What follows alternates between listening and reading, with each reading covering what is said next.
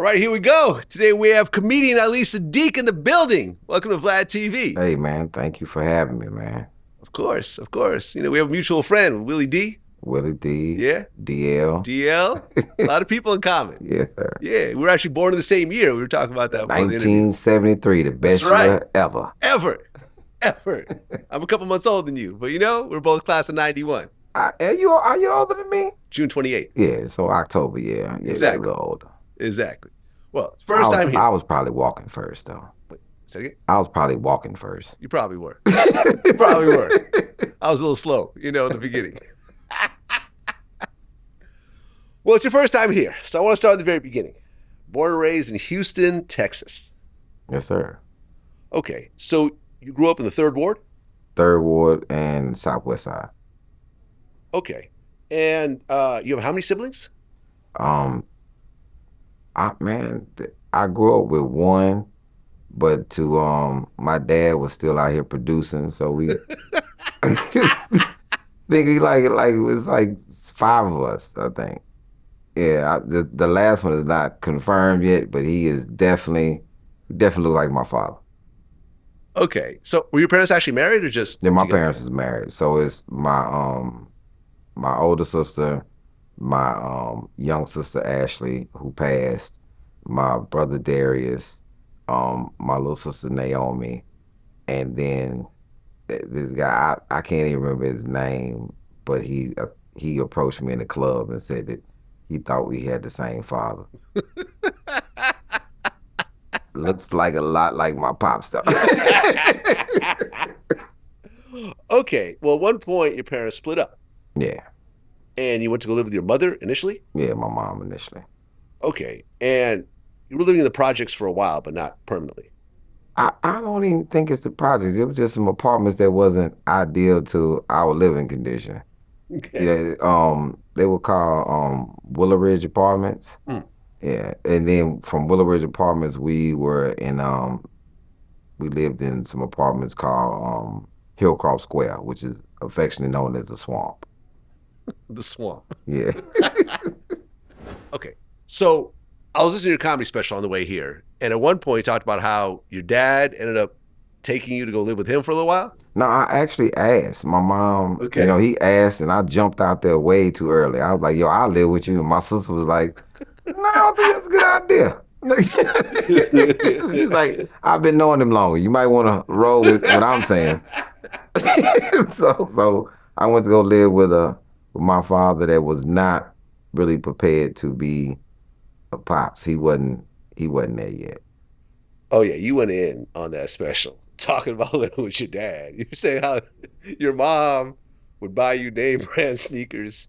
Your dad would be at the grocery store and see some shoes and say, okay. Those are the shoes. Like, sometimes parents raise you like they were raised. My mom, all name brand canned goods and cereal. I'm like, Fruity O's? What the hell is Fruity O's? I'm used to, it had my cereal had a mascot. Grew up with the frog and the toucan. Like, my dad was like, yo, look, this bear. Like, what's this bear? Like, sugar. It wasn't Sugar Smacks. It was like some random bear. He didn't even look. He looked tattered. I was like, yo, man, this is not the cereal I'm used to. I think the funniest part of that special is you talk about how your dad woke you up at midnight and said, hey, man, I'm going out of town. And you're like, well, I got to go to school. So you're not going out of town. I'm going out of town. Yep, he was going to San Antonio. Okay. Which is like 2.5 hours away. I'm like, yo, you going out of town, fam? Man, he's like, man, you know how to get to school? Like, what do you mean? Like, I'm gone. Yeah, my dad was something. So you just ditched you and your sister and no, my sister wasn't there. Oh, she went back to the mom?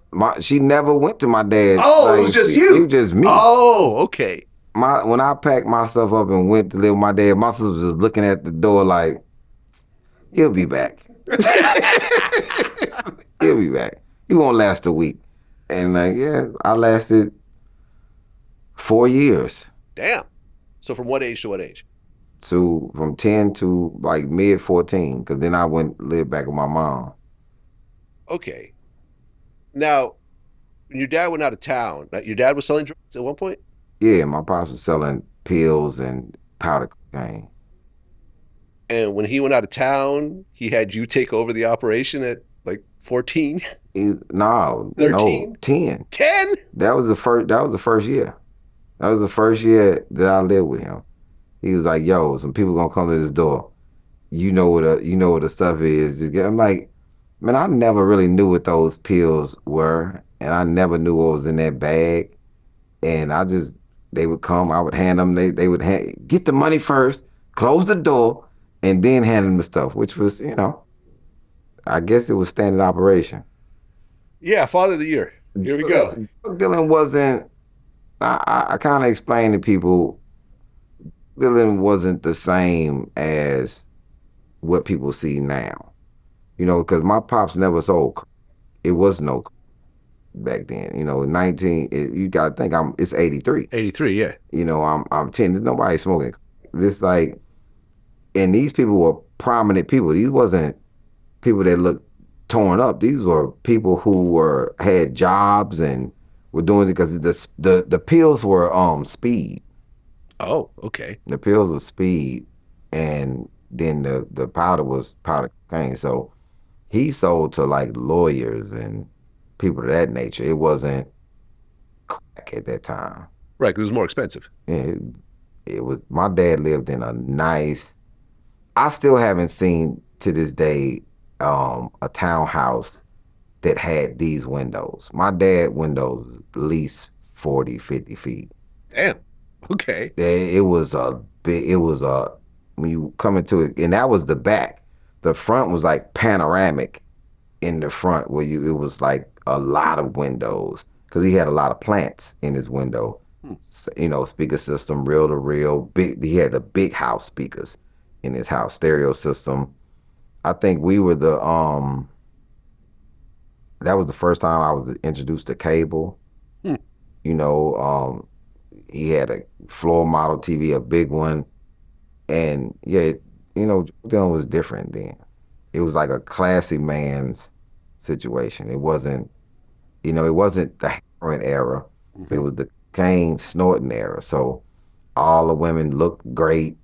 All the dudes were like smooth dudes, and they would put it on their gums. Snort a little bit. They had spoons. This is when they had like tools for cocaine.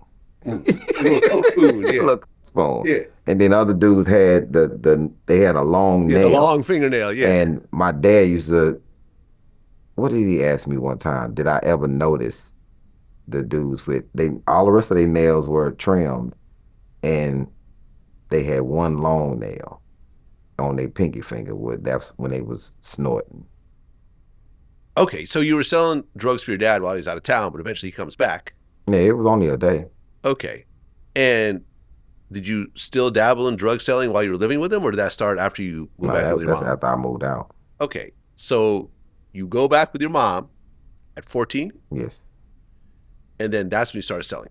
Yep. And on Brow Forest. Brow is a neighborhood, Brow Forest neighborhood, which is weird because I say in the special that I think that people miss sometimes that I never had to sell drugs because my mom had a job and we lived in some nice apartments in a nice neighborhood, which is Broad Forest.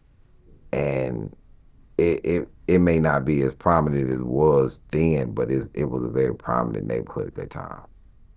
Okay. And around that time, that's when crack started hitting Houston. That's when crack started. Okay. Describe to me what happened when crack first hit. Man, when I first started selling, this first started getting rocked up. People that's the crazy thing. People still had jobs, Yeah. and then you slowly start to see the decline of how crack took people down. So I sold in just these apartments, Kirkwood, um, the Greens, and Broadford's apartments, just in those set of apartments, which is a lot of people. but everybody it was definitely frowned upon. Like, it wasn't like, oh, we know that people were doing crap. I don't think people still caught on to what people were doing. Yeah, I remember I interviewed Freeway Ricky Ross, who was, Yeah, essentially the I know. kingpin of West Coast crack, and he was saying how originally these were normal working people and they were doing it. I don't think he sold crack. I think he just distributed the kilos, and I talked to Ricky one time. It was mostly the powder. He was big weight. No, right. But I'm saying that he was giving it to people that were turning it into crack. So he got to see firsthand what was happening. He was saying how a lot of people still kept their jobs, and it was almost like a slow situation where you saw the decline, but it didn't happen in the first 6 months or whatever else. It took a couple of years Yeah, it took a for while. people to start falling apart. Yeah, I think people started falling apart by the time I was like 16. Right, 2 years later. Yeah, it was bad. I remember one of my boys started smoking crack, but he started with what they call primos. He would it's weed, and he would put crack in the weed and roll it. That's when people still was rolling with paper. And man, I remember his decline, like how he started looking sunk in. And like when I got hit in the eye at 15 by this dude named Quincy, I say in the special that he still had his real man strength. Crack hadn't weakened him yet.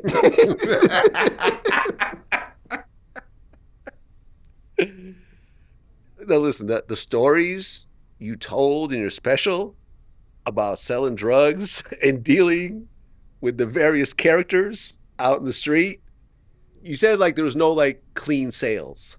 Every sale had some sort of trauma. Like you get punched in the face. That was Quincy, then Gwendolyn, and they were wild. Then this dude named Tink. It's like at one point it got a little better because it was just transactional, but it was still people who were on.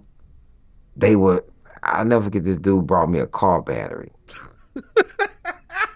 And I didn't even have a car at that time. I was like, yo, what I'm gonna do with this? He said, man, at the rate you going, you gonna get a car. Like, what? I don't have a car at this time. So it was different. Yeah, I remember there was one guy who you said would bite the crack. Yeah, that was Quincy. That's Quincy. That was Quincy. I had a lot of run-ins with Quincy, man, before it escalated. But my favorite was the dude that threw you in a trash bin. And he said you weren't even near a trash bin. Man, he was still strong, man. I was a little dude, and he threw me in that tray, and I was pissed. And this is when people was drinking 40s. They had just started drinking 40s, like real heavy. And I threw a 40 bottle and hit him in the head. And he was like, damn, Bjunks, all this behind crack. I'm like, you threw me in the trash can, though. I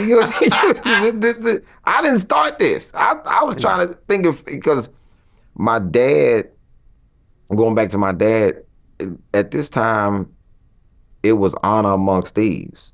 So even as I moved up at 17, I still was under this notion of honor amongst thieves until I got robbed and duct taped and thrown in my own trunk. So okay, hold on, I got to hear this story. So what led up to this? Me delivering. I was trying to go meet this girl, and so I went by myself. I was like, yo, I'm gonna do this drop, and then and Charles was like, man, just wait on me. But I wanted to go meet this girl. So I get there, and I've dealt with them before, and this time it just felt different, and they like guns came out. They duct taped me, they took the dope, and they put me in my trunk. And I said, well, what made me mad was I had a Monte Carlo at this time, a brown Monte Carlo, 79 Monte Carlo. And I had said to myself, when I put the tire back in, I was going to put it all the way back in, but I didn't. And so I'm in the trunk, and I'm on the tire, and that's what I'm mad about. I'm like, some bullshit. You had more room. You know what I'm saying? You I'm did like, I'm not just prepare for the kidnapping properly. Yeah. yeah, my back hurting. I'm on this damn tire. I'm like, it sucks. And so they came and they found me because I was a creature of habit. I'm only gonna drop 2 places just for my own comfort. But that was when it changed for me. It didn't even change when I got my first gun at 14, and that I didn't go buy it. I'm in this dude's house, and I'm serving him, and he's like, "Man, just stay here. I'm gonna just keep buying." And then he had blew some crack smoke in my face, and I was like, "Yo, you trying to get me addicted?" And then we started fighting in his house, and his gun fell out. He had a 25 automatic. And I picked his gun up, and I didn't even know how to hold the gun at that time because I never had one. So my finger's not on the trigger, my finger's on the outside. I'm saying stuff that I've seen on the movies. I'm like, back up, sucker. And and I got there, and it was just a weird. That 14 was a weird time. I was getting losing crack left and right because I didn't know. I know a lot of people will get in the game or they'll do an interview. They'll say how they started, and I listen, and I was like, You're missing out. You're "There's missing some parts of the story. Missing a lot of parts of the story." Because in '83, as you come up to '85, '86, people just got 50 packs. There's not a lot of people that got ounces of dope or kilos of dope at this time. That didn't start transpiring until I was like 16, 17. Because you didn't have a connect at the time. Mm-hmm. So you had to figure out who was legit and who wasn't, because people were definitely making fake dope. Definitely making fake dope. Mm-hmm. And this is when they start, all of this stuff start changing the game. It was no honor amongst thieves anymore. Yeah. I told the story when I did one of my interviews with Freeway Ricky for the first time, and I explained to him I had just watched the movie Deep Cover, mm-hmm. and the whole Jewish guy working with the black guy somehow touched me, and I had a friend who was a former drug dealer, and I'm like, oh, let's buy a kilo together. So I gave him $17,000. He came to my house, started cooking it up in my kitchen with his son playing Nintendo in my living room. And he was like, oh man, I don't know if this stuff is real, but yeah, I'll take care of it. I'm gonna get this fixed. And that was the last time I seen that money. So I got ripped off for $17,000 for a kilo of cocaine. And I remember thinking, I don't have many options right now. I can't call the police, right? That was the deal. I'm gonna have to either physically hurt him or possibly kill him to get this money back. And I'm not prepared to do that. So let me just take my loss and get out of this game, because clearly I'm not built for this. And that's the crossroads of it. Yeah. When someone rips you off, what do you do? And I realized I'm not going to do anything. I'm just going to quit. And I was mad about this for so many years. I even ran into him and said, no, I'm going to pay you. Take my number down. I never paid me, right? And what Freeway told me that totally changed my perspective. He said, you do know if he didn't rip you off, he would have probably went to prison eventually. And I said, oh shit, I never thought about it that way. I spent $17,000 to stay out of prison. Right. My lawyer bills alone would have been way more than that. Right. And I probably would have gone to prison at the same time. And I've told the story on camera so many times, I think I've made probably triple that amount just talking about it. Yeah. So it actually kind of worked out in the long run, but I do understand how dirty this game is. The game is very dirty. It changed my, I always say that it stole my compassion and a little bit of my youth. And all of this is because at the time, 14, I'm not mentally strong enough to avoid or not want to be outside, so to speak. Mm-hmm. And my mom has a job. I don't want for nothing. I'm not doing this to take care of my family. Yeah. I'm outside and I'm considering these people the cool people. you know, and I had the same shoes because my mom would buy name brand shoes. I had the same shoes, but I think I had a lot of my pops in me. You know, my pops was real fly, and I may have wanted some of these things too early than necessary. So for the youth, I never glorified like, yo, this was a weakness. This was a deficiency in my character at 14, 15, 16 years old. So, and then I wonder why I never stopped with so many hurdles to overcome. So now my speech is the same effort that you put in to do bad, why you can't put that same effort in to do good? Because I got 5 bones broken in my face when Quincy hit me. Why didn't I stop? I got thrown in the dumpster. Why didn't I stop? You know, I lost drugs. Why didn't I stop? And I got robbed. I had so many chances to take the exit that I didn't. And eventually, 4 days after I turned 19, I get popped. Yeah, and I'll get into that part of the story. So, at one point, you found out your dad was smoking crack. Yeah. That was at 18 years old. Did that shake you up? What's crazy, I wish it would have. And I didn't look at it like it was me. You know, he got robbed, right? I remember my dad got robbed on this street in this neighborhood called Woodfair off Corporate.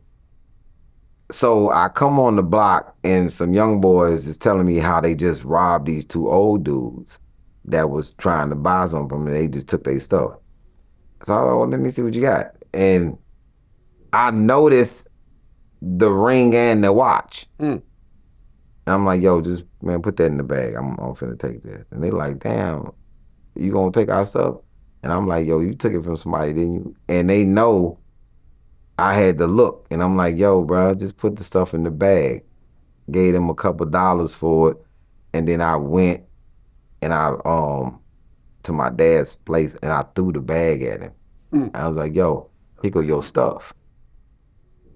And my dad said that because he was with the dude, he's like, man, he got me robbed. You know, I was with him.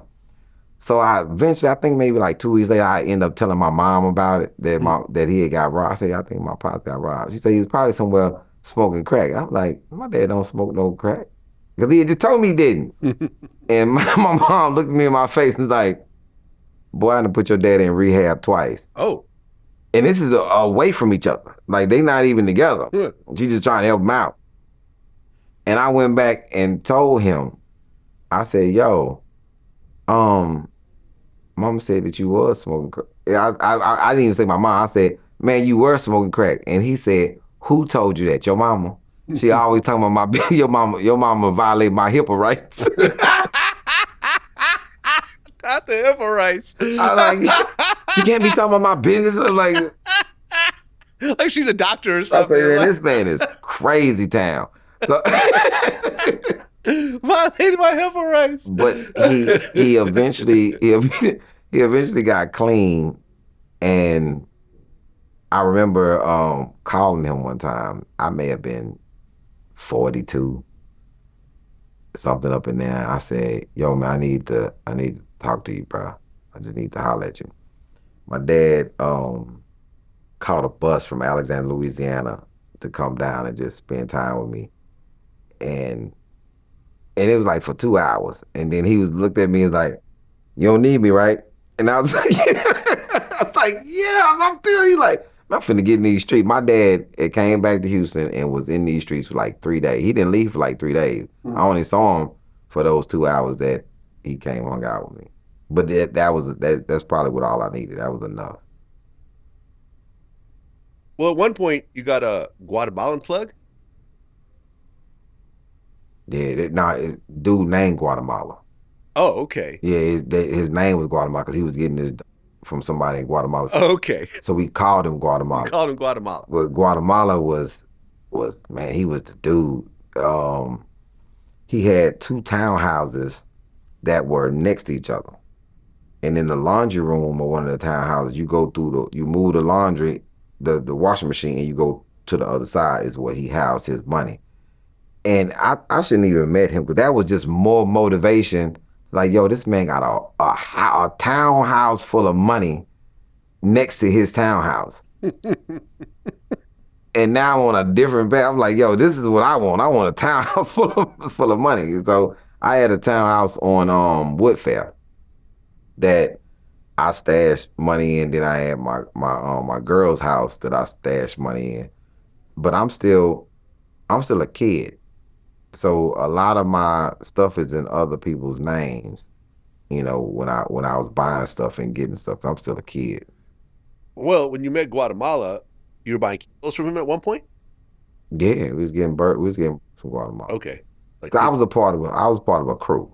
Yeah. So it's like it's two main was me and Charles, and then you have Ronell, and then you have Mo, which I never really cut it for Mo.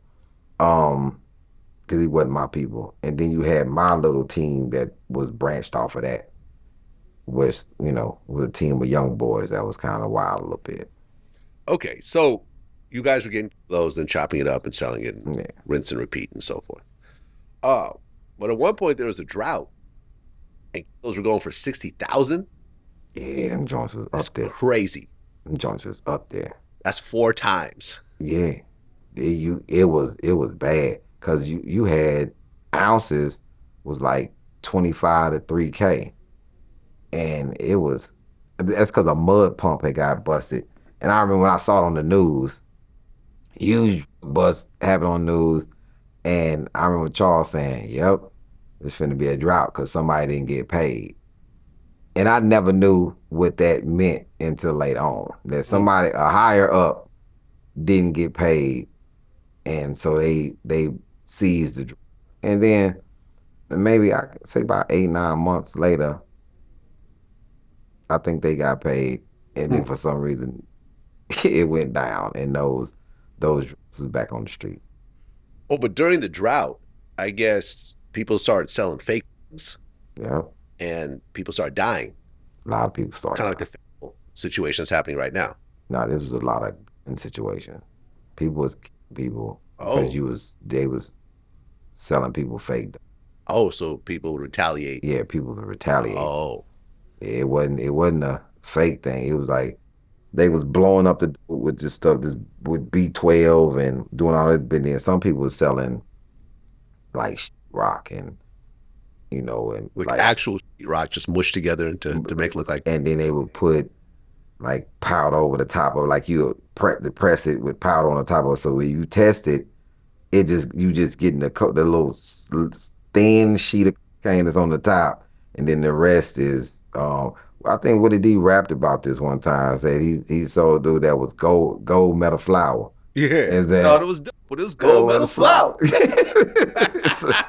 So that was a situation that people started retaliating. They was putting a lot of bodies on the street for that. Well, so people in your crew started actually getting arrested for murder. Yeah, some of my people. Okay. That didn't deter you either, though. Nah, because at the time I was pretty good with the steel at the time. So long as it wasn't in my mind, long as it wasn't me getting caught for the murder of somebody or me having to do something, you go to jail for murder, that's on you. You gotta prove that. They gotta prove that you did it. So I felt like a lot of people had good attorneys, that they had money, because we had money stashed for things like this. That was a big thing. You always had to have bread for any mishap that may happen. You may get popped, so you got to have money for your bond. You got to have money for your attorney. You got to have money to sit down for a little bit if you had to. The thing about me, when I got popped, I had some sit down money, but she never sent it. She never sent it to me. Oh, your girl? Yeah, it was $84K. She never sent it. You hear the story all the time, man. Like Freeway talked about how, he had properties to other people's names and they're still in other people's names. He had money stashed aside and we needed it. We had bills and, next thing you know, that money's gone. What do you do about it? That's it. Especially when I came home, she thought I was gonna come after her about this money. But I had actually reverted back to my old self of I was a more gentle person. I didn't need no drug money. I didn't even want it. Well, you said that later on in life you'd run into guys that you had beef with and they never got over the situations. So would it turn into potentially dangerous situations later on? These beasts were dudes who had issues with me when I was in the streets, but I was my mindset was this. If you did not win then, there's no way for you to win now. It's no way. Now I'm a way more hardened person because I've been inside for 6 years. And I'm accustomed to really getting active if necessary. But I'm way more peaceful. You have to push me to that.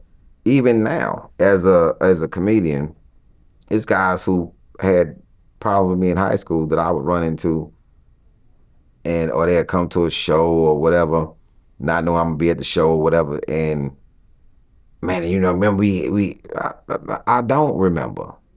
But if you want to make me remember, and then I'm gonna make you remember how it was with me. People always say on the internet, "Oh, he act like he's so tough." I'm not so tough, but because I've never started a fight. But I'm tough enough to defend myself to the T, and I'm more willing to. I'll just say it like this: I'm gonna make it home to my family. I'm gonna make it home to my kids, and if you if you decide that that's what you want to do, and because I'm gonna try to talk to you first, but then it's gonna be a point that I'm not gonna be talking no more. And like my mom say, when people you say I got into it with your son, my mom was like, "Well, y'all arguing?" He's like, "Yeah, you wasn't into it with him, because if you into it with him, then he goes silent, because now he in his mind is churning, trying to figure out what he's going to do." And that's what I've gotten into it with dudes, and I've been totally quiet about it. And then they run into somebody, yes, and they like, was he talking? Like, bro. This is like, bro, this ain't the real. You would prefer him to be talking. Not a tough dude at all. I'm just 6 years of being in prison. I don't have no stains on my record of somebody saying, "Oh, he's soft." Nah. Well, at 18 years old, Mm-hmm. your sister Ashley died. Yeah. How did she die? This disease called meningococcus. Yeah, they diagnosed her wrong. And my mom, she never sued the hospital. She said she didn't want no blood money for her daughter because none of it's gonna bring her back. I think that was a changing point in me, 100%, because I was never the same after that. You guys were close? Very close. So you have my older sister, which is my big sister. So then this is my first time being a big brother, and that was my heartbeat. So yeah, we was very close. So that kind of changed me as a person when she passed. Yeah, I remember one of your specials. You said it was the worst goddamn shit ever. I'm so fucking dead inside after this shit that I'm a fucking monster in the street. You can't say a fucking word to me because I would fucking blow your brains out. Yeah, That's how you felt. You were that angry. I was that angry. Was there any incidents that happened after that? It was very minimal incidents because people knew. They was like, I was really. it's kind of like not seeing light in somebody's eyes anymore. Cause this is my kid sister. I love her to death. I do anything for her. I would stop doing whatever to make sure I when it picked up every day from school. And so when that light got turned out, I was a very different person in the street. So running across me in the street, what's up could get you killed. Like just saying what's up, like what's up, like because I would take that shit wrong. I'm like, what you mean what's up? What's up with what? And it would just go left. Like it should just go. It would when I think back on it at times, it would just go left. And depending on how slick you talking, I'm not talking to you because I don't really have anything that's leveling me out. I don't have any happiness.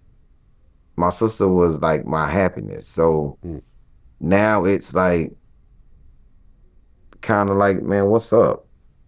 Like, what's up with it? Like, you must be trying to die.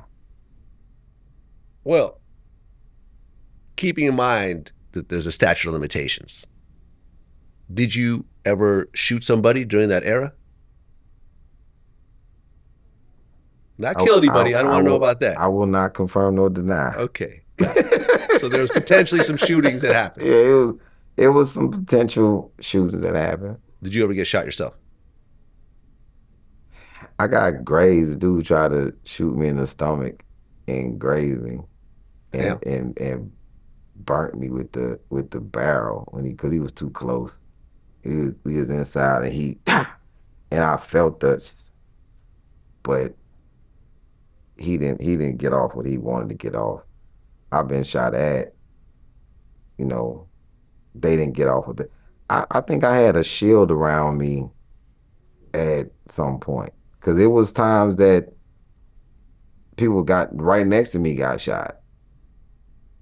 And this is other things that the light bulb never went off in my head. Like, yo, man, just stop. just stop. You don't have to be out here. You don't. It's like, and I think sometimes people think that they have to be like, I was still in this I gotta prove something mindset. And I didn't, and what's crazy is when I look back at it, to who? It's not, what was I proving to people?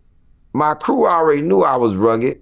People in my neighborhood already knew I was rugged. The people even shooting at me knew that I was rugged because that's why you're shooting at me. You didn't get out and say, yo, give me the fair one. That's not what you asked for. You didn't, because I can fight. So who was I actually trying to prove this stuff to? I think I was trying to get some imaginary stripes on my arm. Okay, but you graduate high school, right? Mm-hmm. And then you go to Texas Southern University. Yeah. So you're a smart kid. Yeah. You're not just my mom's one of these smart crash dummies out here who are, low functioning and this is all they know how to do. You're a smart kid knowing what you're doing is wrong. You know what's crazy? You know how some people say, I was the first person to go to college in my family? You were the first one. I was the only person not to graduate. It's like my mom, my sister, my uncles, my aunts, my cousins. Your dad? Yeah, my dad he went to the school of hard knocks. My dad went to community college for a while, but he started a carrier service downtown Houston. Very smart dude. I was on one. I was really, when I look back, I was really tripping with myself. I was dating this rapper, you probably know her. I gotta say this because this where we at is called Sugar Hill. Mm-hmm. The movie, remember the movie Sugar Hill? Yeah. So the soundtrack of the movie Sugar Hill is this girl named Simple E. Okay. She's from Texas Southern. That was my girlfriend from Jersey. That was the crazy part. Dope rapper. I think she was the first MC signed to Fox had a recording studio. Fox, yeah, Yeah, Erica Williams. yeah. Yeah, she had a song called "Play My Funk." Everybody want to play my phone. Right. I think I remember that song. Yeah, it's on the Yeah, it's on the soundtrack. Sugar Hill soundtrack. Sugar Hill soundtrack. Was Wesley Snipes that movie? Yeah, Yeah. Wesley. Yeah, I remember that. Yeah, it's a classic. Okay, so you're going to college, but you're still selling drugs. Yeah, And at one point, you had 5 kids. that's what I got popped with. Right. Yeah. Tell me what led to you actually getting arrested for that. Mo led us to getting. Man, I never forget this. So it's Charles, me, Mo. We at the house and we getting ready to leave, and Charles used to call me the scary assassin, and it's because I didn't want to get caught doing whatever we was doing. We riding, and we going to make this delivery, and I'm just feeling it. I'm just feeling it. And my partner GT, his name is Brent. He's a rapper as well. Call him GT, gifted and talented. When I get ready to leave the house, I always took this black bag with me. That's what I would bring my money back in. And he said, "Hey man, I don't feel good about this one." And I was like, "Yo, I'll just be right back." So I leave, go do my business, and when we leaving, we in this Asher van, me and Mo, and Charles is in his Benz. And we got the, Charles has, and I'm supposed to count the money. We riding, and I'm seeing too many cops. I'm seeing too many. This is when Houston had the Smurf colored cars. It's light blue and white, and I'm just seeing all these cop cars. I'm like, Mo, I don't feel good about this. So we get to this motel, and I'm the youngest one, but I'm saying all the smart shit. I said, "Yo, man, it's 12 o'clock. Why ain't nobody checking out of this motel?" "Oh, man, I don't know." So we go in this room, and it's this big light-skinned guy, 2 white guys. They supposed to be from New Orleans, and they coming to buy from us. And I asked to use the bathroom. They's like, "They bathroom not working." But I ain't said nobody coming to fix it, nothing. Okay, cool. So I sit down, and I'm at the table, and they pull out the money. The first thing I asked, I said, "Well, why all this money in hundreds and fifties?" And then the next question I asked was, I'm going through the money, and I said, "What's these numbers?" I said, just like, "What's these numbers on the money?" They're like, "Oh, this bank number. This is from the Franklin Bank." Franklin is 1301 Franklin is the county jail. But they said they had just got back, they from New Orleans, and they got it from the Franklin Bank in New Orleans. I had just came back from New Orleans. I ain't see no damn Franklin Bank. So I put the money back in the bag, and I knocked on the table 3 times, which is our sign that this is not a good deal. So go outside, and I tell Mo to his face, I say, "Yo, Mo, when you go talk to Charles, tell him don't bring the dope to this parking lot because this is the police." Mo was like, "Man," I said, "Mo, this is the police, man." I said, "I'm gonna back the truck up, and when you come back, we gonna drive off." I'm backing the Astra van up. I'm sitting there, and I see Charles's Benz pull into this parking lot. So I put this gun that's not mine in this compartment that's in the Astra van in the back.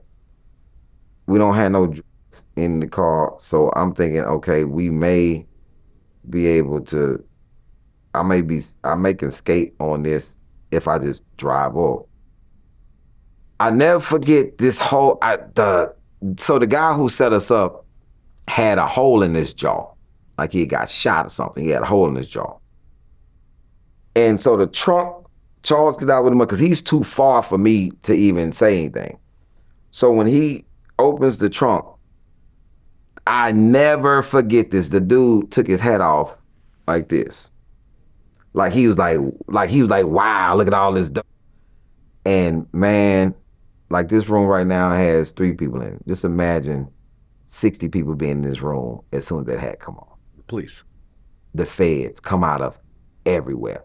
The people who, the cleaning people who were on the thing, out of all the cars that was on the, and it was crazy. So I ran through the Astor van and jumped over this fence. I opened the door, then jumped over this fence. And I'm running through this field, and I'm thinking they didn't see me. Shit, they saw me. So they chasing me. Charles in a high-speed chase. They caught Mo. They caught Kevin and Psycho and this lady named Vanessa. And what's crazy, one of the other guys that's with us, which is Vanessa's cousin, yeah, I think that's her name. His name is Lowlife from the Fifth Ward Boys. Okay. Yeah. The rap group. Yeah. You know what I'm saying? He gets caught up in this with us. That was a terrible day. I mean, leading up to the situation, have you been arrested before? No. Oh, it was your first time. Well, let me say yes, but that was some nonsense that it wasn't even me. I was on deferred probation because this dude named Brian, raggedy ass Brian, snatching purses and using people's credit cards. Fucking bum. Who does this? And this is a damn rich kid that's light skinned, snatching purses, snatched his lady purse, used the credit card and bought Jordans, and I got a pair of Jordans. I'm not even snatching no damn purses, but he's going in hair salons, snatching the purses. Fucking stooge, man. So me and my boy Michael Vian, we get arrested because we got Joey in there in the store at the Foot Locker with the credit. I'm like, man, I ain't want none of this shit. But I got on probation for that. But I'm getting off of this because it wasn't even my thing. So I'm on probation. When we get busted here, this is my time my first time ever spending time in jail, in the county. Okay, but that was a slap on the wrist, essentially. Yeah. This is the real deal. This is the real situation. Because this deal you were trying to make was like $92,000. Yeah. A lot of money. 92 grand. 92 grand, especially back then. That's like maybe $300,000 today's dollars. Okay, so now you're arrested by the feds. You got a Fed case. It's not a state case. Not a state case. It's a Fed case. And how I found that out was, remember I couldn't go in the bathroom? They're in the bathroom, and when they brought me back in the thing, I'm in the bathroom, and they got me sitting on the toilet, and this little bitty dude, man, big beard, he asking me about who's in the car. I'm like, I don't know. And he grabbed me, and this is what my mom used to do too. My mom used to grab you and then punch you back. Like she'll pull you forward and punch you back. He pulled me forward and boom, I'm not the police, I'm not a sheriff, I'm the motherfucking feds. You going, my lip bleeding, and I'm like, I still don't know who's in the car. But that's how I knew it was a Fed case, because he knocked shit out of me. He's like, yo, man, this is a Fed, you arrested by the feds.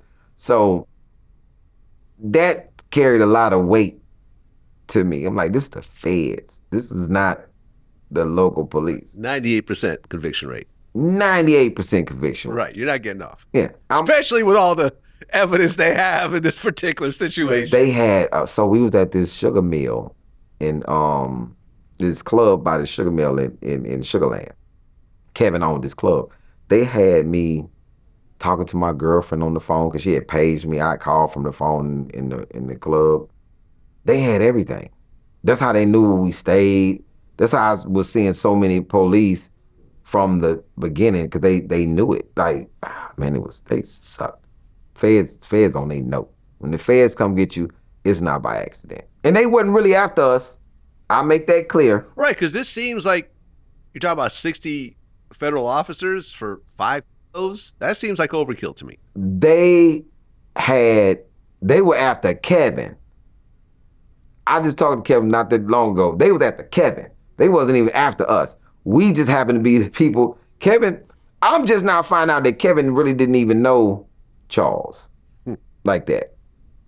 And I was talking to Kevin, because Kevin, became a good dude.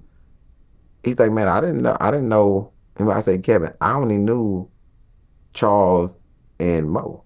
I didn't know anybody else. And his boy had hooked this deal up. Man, we got busted because of the dude trying to get some money. We got set up because of the dude trying to get some money. And Kevin was like, man, I ain't even need to do this. I was trying to help somebody out. And I'm like, I wasn't even supposed to be there, Kevin, on the real. Because I said this was my last go round. Because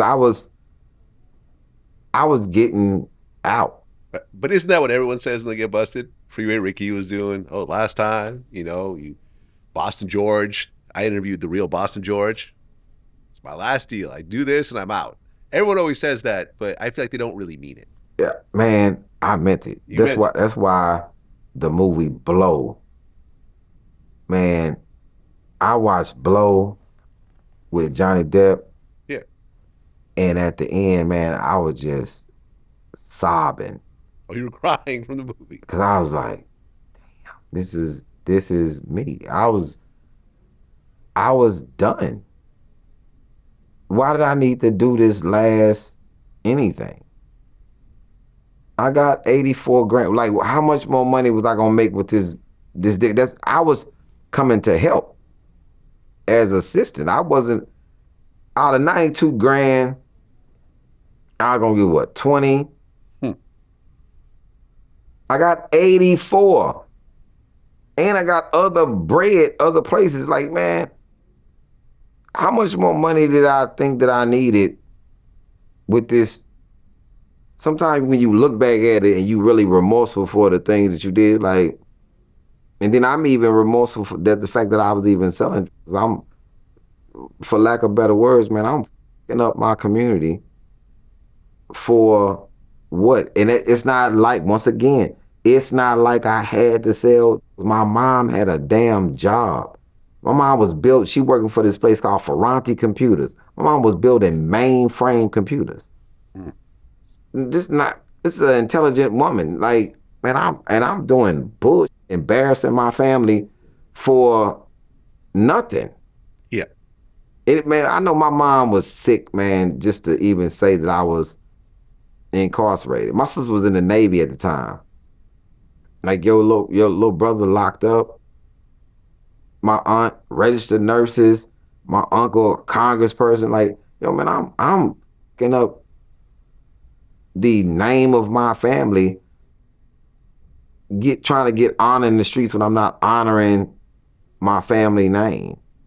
It's just, when I look back at it, and when you really was in the streets, you become remorseful about the things that you were doing. Like, when I listen to people and they still be glorifying and shit, I'm like, you really wasn't in the streets like that. Because if you see what it did to people and what it did to communities and what it did to you, like, I was a gentle, soft-hearted young man that decided to forego my childhood to do something nefarious in the streets for no apparent reason. Okay, so now you're arrested by the feds. Yeah. How much time were you originally facing? 15. 15 years. Yeah. Okay. Plea deal? Yeah, I plead out. Okay, you weren't trying to go to court. So what I'm saying is, if you went to court and blew trial, oh shit! How much were you facing? I remember. I remember first going to court. They had dropped the Fed charges on us and made us state. Which is better. Which is worse. Worse? Why? Yeah, cause man, when I went into the state, I thought it was better. The lady said, I'll never get this. I'm sitting with my first attorney, and that lady said, I recommend 99 years. And I said, God damn. I said in court, bitch, who you think you called? Wait, so this is the DA saying that? Yes. 99 years. 99 years. And I was like, and I couldn't, I'm like, what the fuck you think you called? So you called her a bitch right there in court.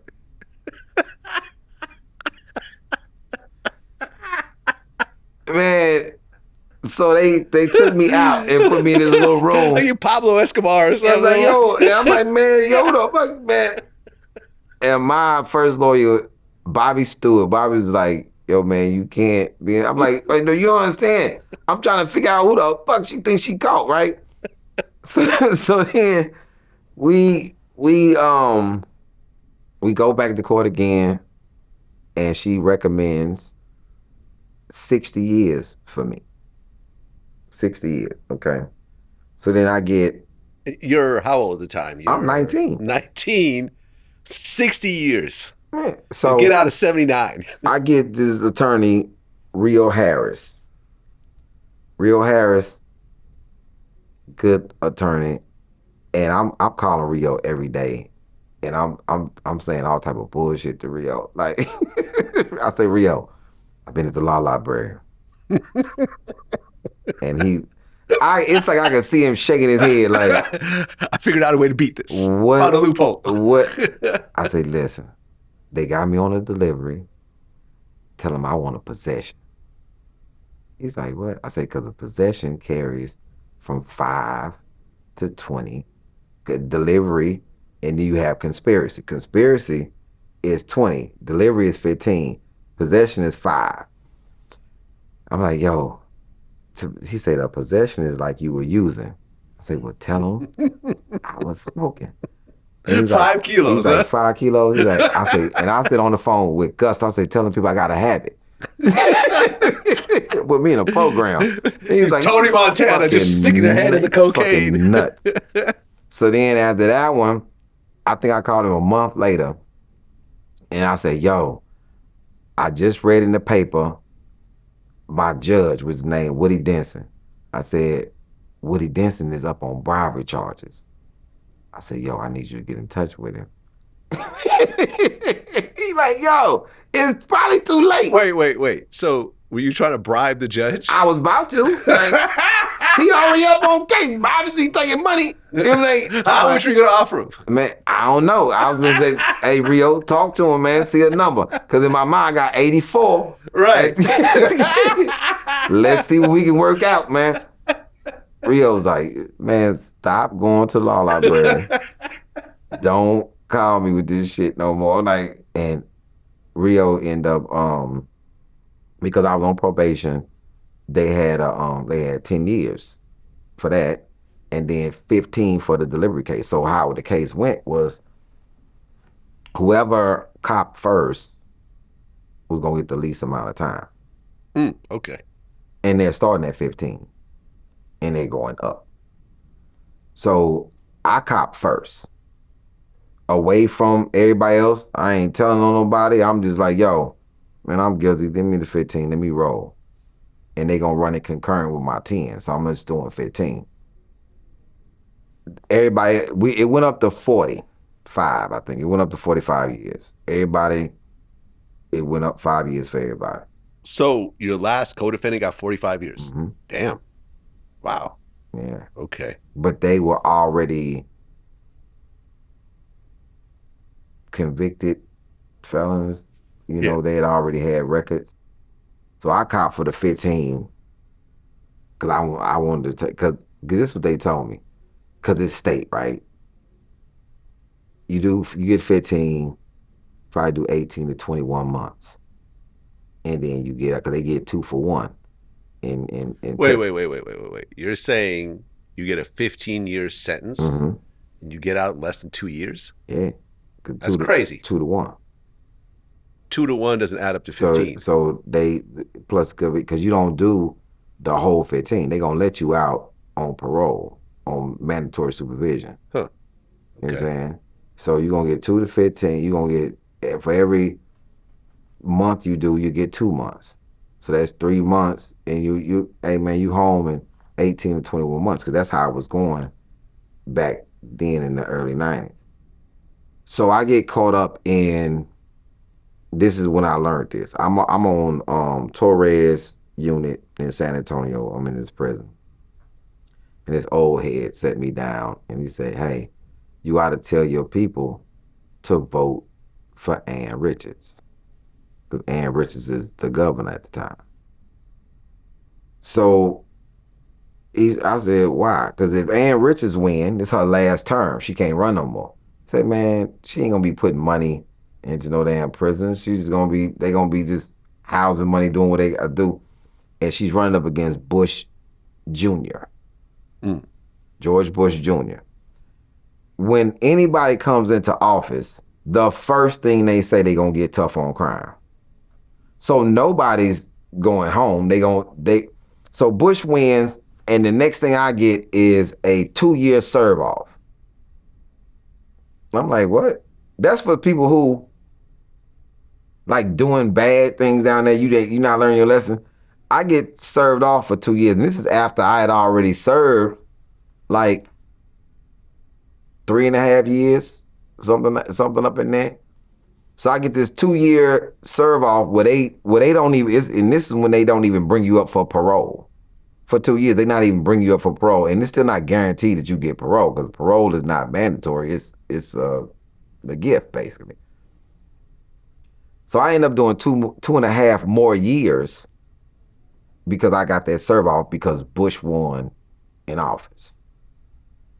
That's how I ended up coming home in 1997. Well, while you're serving your sentence, it ended up being 6 years total, right? Mm-hmm.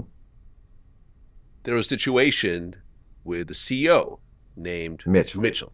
Yeah. Right. On Bill Clemens unit. And at one point, you were going to kill Mitchell. For sure.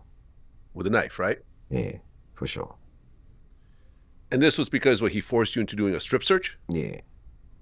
It was very weird. It's one of those things, like, because everybody like you on the unit and you move a certain way, he has to be the one to show resistance. And it would probably been all right if he would have strip searched me in private, because I've been strip searched before. They even tore my cell up before. That's very early on when I was it's a difference between being an inmate and being a convict. It's like you're an upper statesman, you know how to move. So my first 2 years, I was a wild man. I was fighting and doing all the rest of the prison shit. Then I changed. So now I'm an older statesman, and I just know how to move. And I'm on this maximum security unit, Bill Clemens unit, and I'm pretty solid on this unit. I call a couple shots here and there. I'm pretty solid with everybody, even the officers. I'm pretty good. Officers really don't bother me because I'm just doing my time. I'm coming back from necessities, and he's like, pulled me over and like, yo, I'm gonna strip search you. I'm like, for what? And it was never no clear reason. Like, you under suspicion that I'm transporting something or I'm doing something, but I'm a SSI. Anyway. And I asked him, I'm like, yo, man, like, what's the deal with you? No, I'm just going, you got contraband. Man, I don't have no contraband. I went to necessities. So he strip searched me down to my white gym shorts. I had bought these white gym shorts when I first got there because my uncle had gave me his. Buy you the white gym shorts. They can make you take off all the state stuff, but these are your personal shorts. Like, once I bought these shorts, I never showered naked. I always showered in these shorts. I had these shorts for probably 5 years. You know what I'm saying? Because you wash them, you keep them clean. Wait, was there a reason why you didn't want to be naked? Hell yeah, you don't want to be naked in no damn prison with no whole bunch of men. Nah, that's not what you could. Anything can happen in there. What you don't want to be is naked. Okay. I That's mean, for were there sure. like rapes going on and stuff like that? It wasn't. If it was it if it was or wasn't happening to me. Okay. So Fair enough. that's this is just a code that my uncle had been locked up in the 80s. So he giving me the game from the 80s. I never really in the 90s, I never really witnessed or heard about no rapes because there was so many gay guys in there that you didn't have to rape nobody. They would just, you just get one of the gay guys and Now, listen, I've always said this. I watched the movie American Me, mhm. and that rape scene in prison made me say, I'm never going to prison. I didn't realize this was happening, but when I saw it in that movie, I said, I'm never going to prison. And I never did because of that movie. I think that was That was California. It was the Mexican mafia. I don't know if the things were Mexican different. mafia is here too, big. Oh, yeah, right. Because Texas, of Texas, course. we in Yeah, of Texas. course. We the actually the most violent prison in the United States, Really? for sure, Huh. 100%. You know why? And I explained this to people one time. You've seen California prisons on TV, seen New York prisons on TV, Chicago on TV. You've never seen a Texas prison on TV. Because they never let cameras in there. Never will let cameras in there. Okay. You'll never see what goes on in a Texas prison. Huh. This Okay. is the most violent. This is like third world country violence.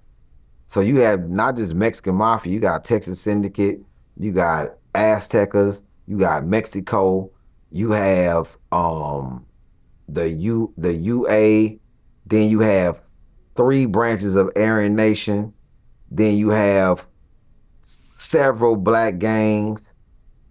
This is the survival rate in a Texas prison is insane. To survive it,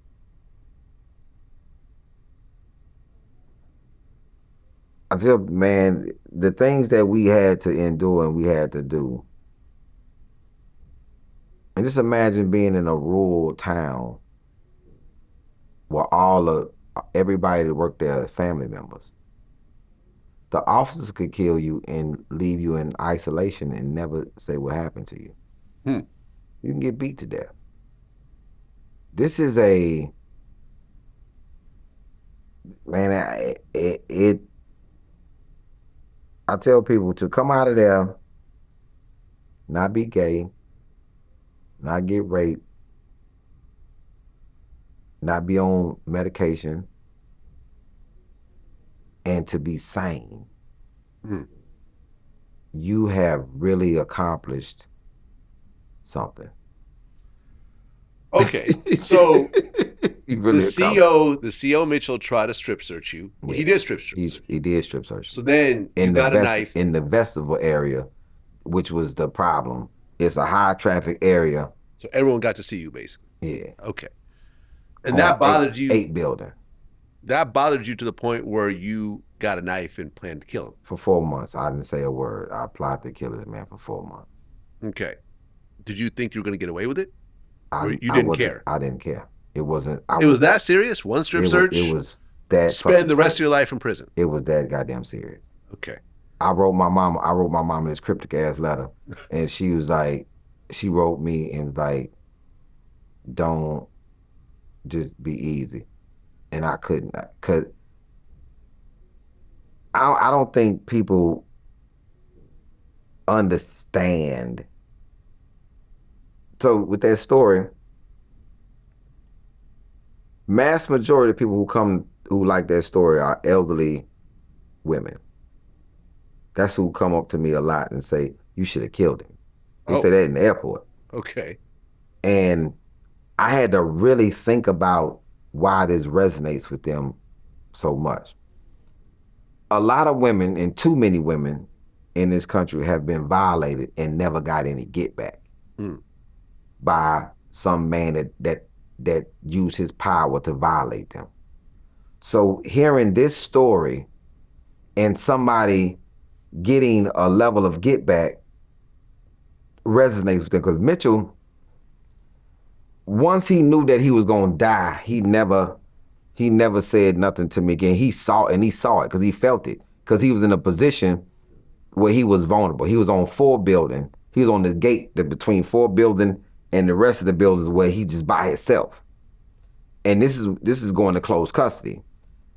And I was helping somebody move their stuff to closed custody because I heard that he was on that gate.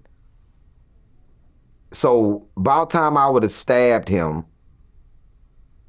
it's nobody that could have helped him live. And so that story, yeah, it meant that much at that time. Okay, so luckily you didn't kill him. Leslie Davis in which is Alameen, he's home. He lives in Dallas. And this guy named Mustafa, they spoke to me, and I turned around, and that's when he saw me, and he closed the gate and told me to put the mattress down. Because I had the mattress covering my shoulder where you couldn't even see me. And so as soon as I would have came through that gate, I'd have stabbed him up. Had you stabbed anyone else in prison? Yeah. Hell yeah. How many stabbings? In riots, so I don't know. Okay. It was all in riots. Handful then. Yeah, I'll say a handful. A dozen, a baker's dozen. Baker's dozen. You been stabbed yourself? Yeah.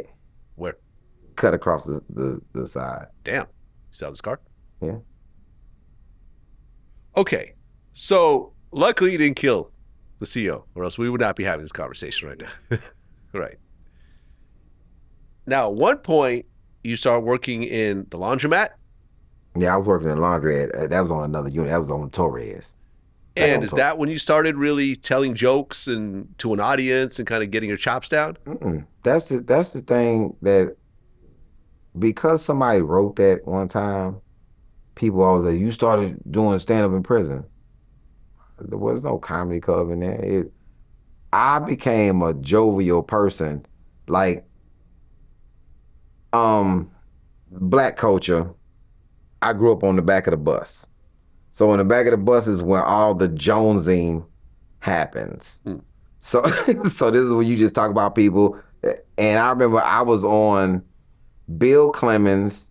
I was on 7 building. The second row was the first time I ever said anything funny. Cause I opened it was a Saturday. The doors roll and I came out and everybody's in the day room. And I said, hey, I don't know what y'all looking sad for. Ain't nobody going home today. You might as well enjoy it. And I slammed the door. And from that day forward, I would just say jovial stuff and just in conversation. And if people was tripping that day, say if somebody get into a fight, I'm being a sarcastic ass. I'm like, yo, y'all about to fight? It's high tension. I'm like this. Y'all about to fight? Okay. Who's willing to lose this fight twice? Like, what the fuck is Ali talking about? I'm like, no. I just want to explain. Okay, one of y'all gonna lose this fight, and then the COs are gonna come in and fuck both of y'all up. So somebody gotta be willing to lose this fight twice. And they was like, yo, this is like an asshole. Like, no, I'm just okay. All right, I'm gonna stop talking. That was the gist of how I would be the whole time. Like after like the 2 years of me tripping, I just became the sarcastic voice of reason. Like, yo, and if you couldn't do something, the people knew I hated the Cowboys. So I can't wait to game day. I'm doing all type of wild shit. This dude, me and him was very cool. To this day, I don't think he'll talk to me because he had lost a bunch of money playing the Redskins. Cowboys was playing the Redskins. They lost. And I jumped this brother named Bettine. I jumped on Bettine back and he was going around the day room and I was doing this. Like I was pulling the arrow just man. He was so pissed at me. He was like, yo, Ali, fuck you, man. Then I'm like, hey man, you the one betting on a team that you don't you don't even play. You know, like, no, you don't even know nobody on this team. Like, and it's just the sarcasm of me was funny. And this lifer, I think this is my greatest moment to this day of me being funny to this day. I would, a lot of people I would make laugh, you know, just to ease the tension of things. I even make the COs laugh. But he was this dude, very stern life sentence. He just, and I say, yo, before I leave this unit, I'm gonna eventually see your teeth. You gonna, and he's like, yo, you don't get the fuck away from me. I'm like, no, I'm just saying. He said, Ali, I'm gonna tell you, I'm gonna fuck around and kill you. Okay. And I'm like, all right, you're violent today. Never laugh. Every day I'll get up and I'll just come by him and like, today's the day. And he's like, Ali, I'm trying to tell you. And before he could say what he would do to me, I'll say, are you in a choking mood or like a stabbing mood? Like I'm just trying to see what I got to deal with. He's like, yo, every day. Then one day, maybe like 3 to 4 months later, I walked up and did this to him. I said, do not touch me because I am not touching you. And he just bust out laughing. Told me, you're a fucking asshole, bro. I'm like, I'm done. Yeah, you ain't gotta ever worry about me saying nothing to you again. I done finally made you laugh. But what's crazy, if you bothered me, if you had a problem with me, he's going to go left. Because it was like, he told me that I reminded him of his kid brother. And he said he used to make him mad at first because he's never gonna get those opportunities back. He said, but you were so persistent in trying to bring joy to me. He said, man, I'll never let nobody in here bother you. And those are the things that I relish in, how much sense I would try to make for people or how much joy I would try to bring. And then I said it. This dude named, I called him Big Hand Rick because he had some huge hands. And Rick, bruh, if you talking about somebody who would just be bothering somebody, I could be on the whole other side of the room and I just say, come on, Rick, all that touching. And he'd be like, what? Big hand ass. And I'm so far away from Rick. He's like, yo, man, you gotta stop this shit, dog. I'm like, I'm just saying, you fucking grabbing all on me and shit. He's like, Rick's like, yo, man, this is an ass, bro. And so I had said it one time. Rick had asked me, he said, man, what you gonna do once you get out of here? I say, Rick, it's really not guaranteed that I'm going home, but I get out of here, man, I think I'm gonna try my hand at being a comedian. And he was like, man, I heard a lot of shit in here. I heard a lot of shit, bro. You the only person I actually believe because you could actually do it. And he's like, yo, man, because you make us laugh all the time. And we ain't got it. He's like, we ain't got shit to laugh about. That's why we wait on you to wake up. Because you're the only person in here living like you're free. Because it just turned. It wasn't no conversation with nobody. It's like it just turned in my head like I'm already here.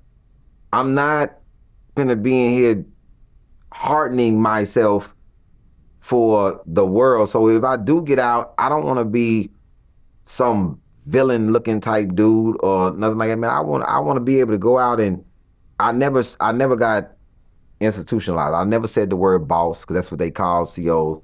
And the reason why I didn't do that because I saw that on Cops before I ever went in. He said, you know how they do the side thing? He's like, I know he's been to jail because he referred to me as boss. And this white guy told his other white boss, and so I never wanted that lingo. I never responded to child time. I never.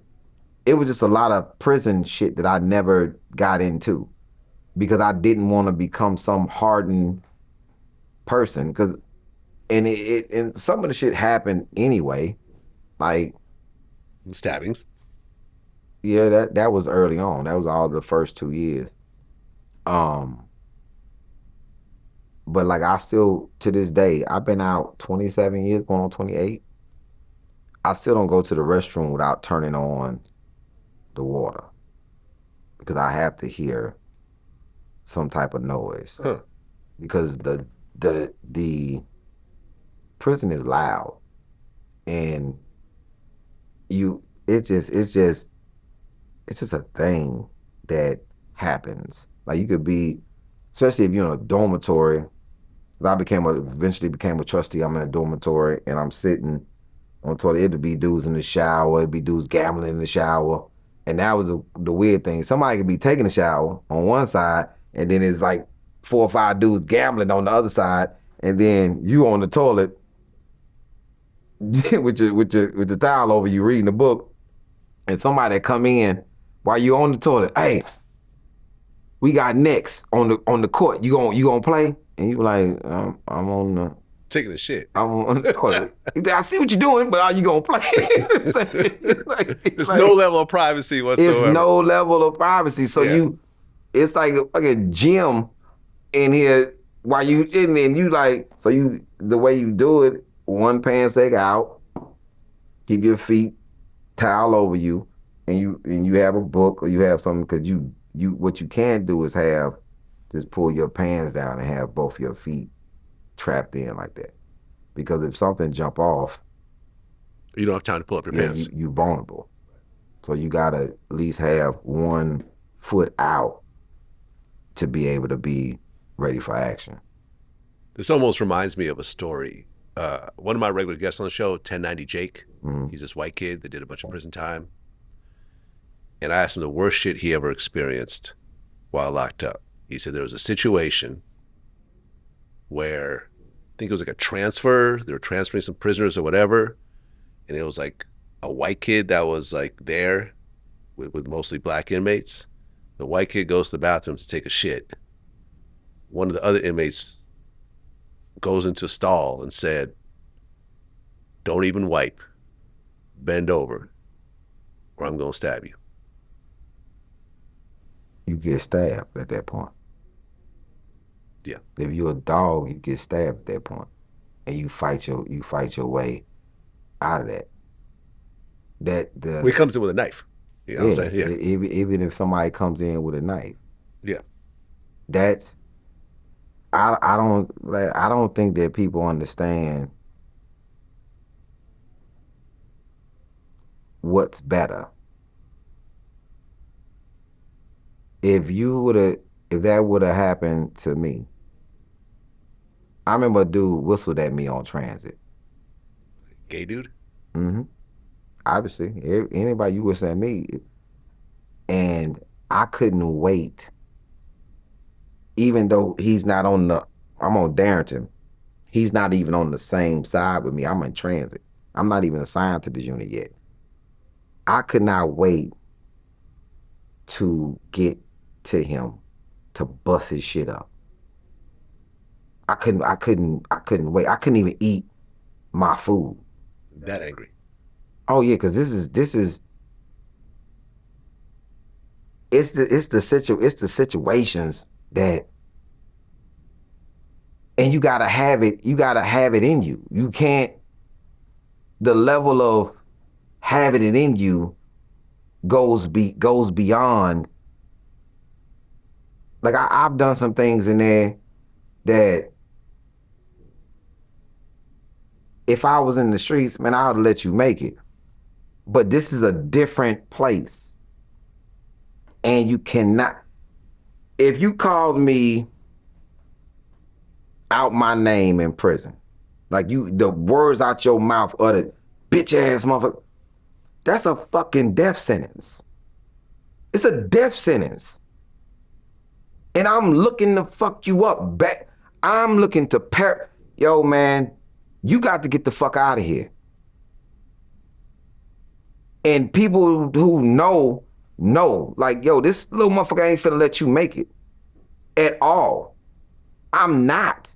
I don't give a damn if you stay on another block or whatever the situation is, because I cannot, Vlad, I don't think you understand the level of I cannot let you fucking make it, because now it's continuous.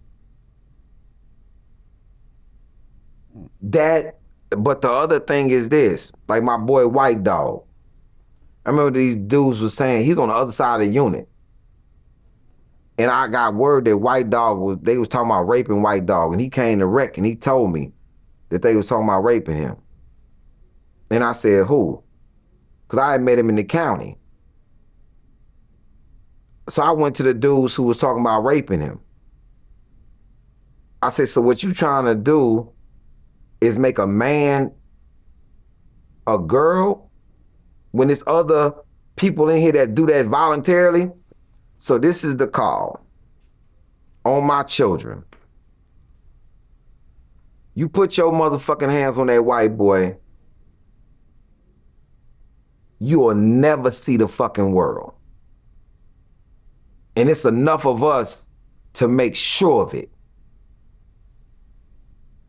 This is not White Dog the rapper. No, this is White Dog, my boy that's in there. So I go to Assistant Warden Mendoza, and I get him transferred on the other side of the unit. Yo, man, I think this is the thing, right? I have a problem with anybody that can't do something themselves. Y'all talking about jumping him, doing something to him. You come in, you catch somebody with a knife, and why don't you give him the fair one? I get it, bruh. Or, fuck all that. Come do it to me. I'm finna go take a shit too. Come do it to me. Man, I'm not, but it's the thing. It's the thing.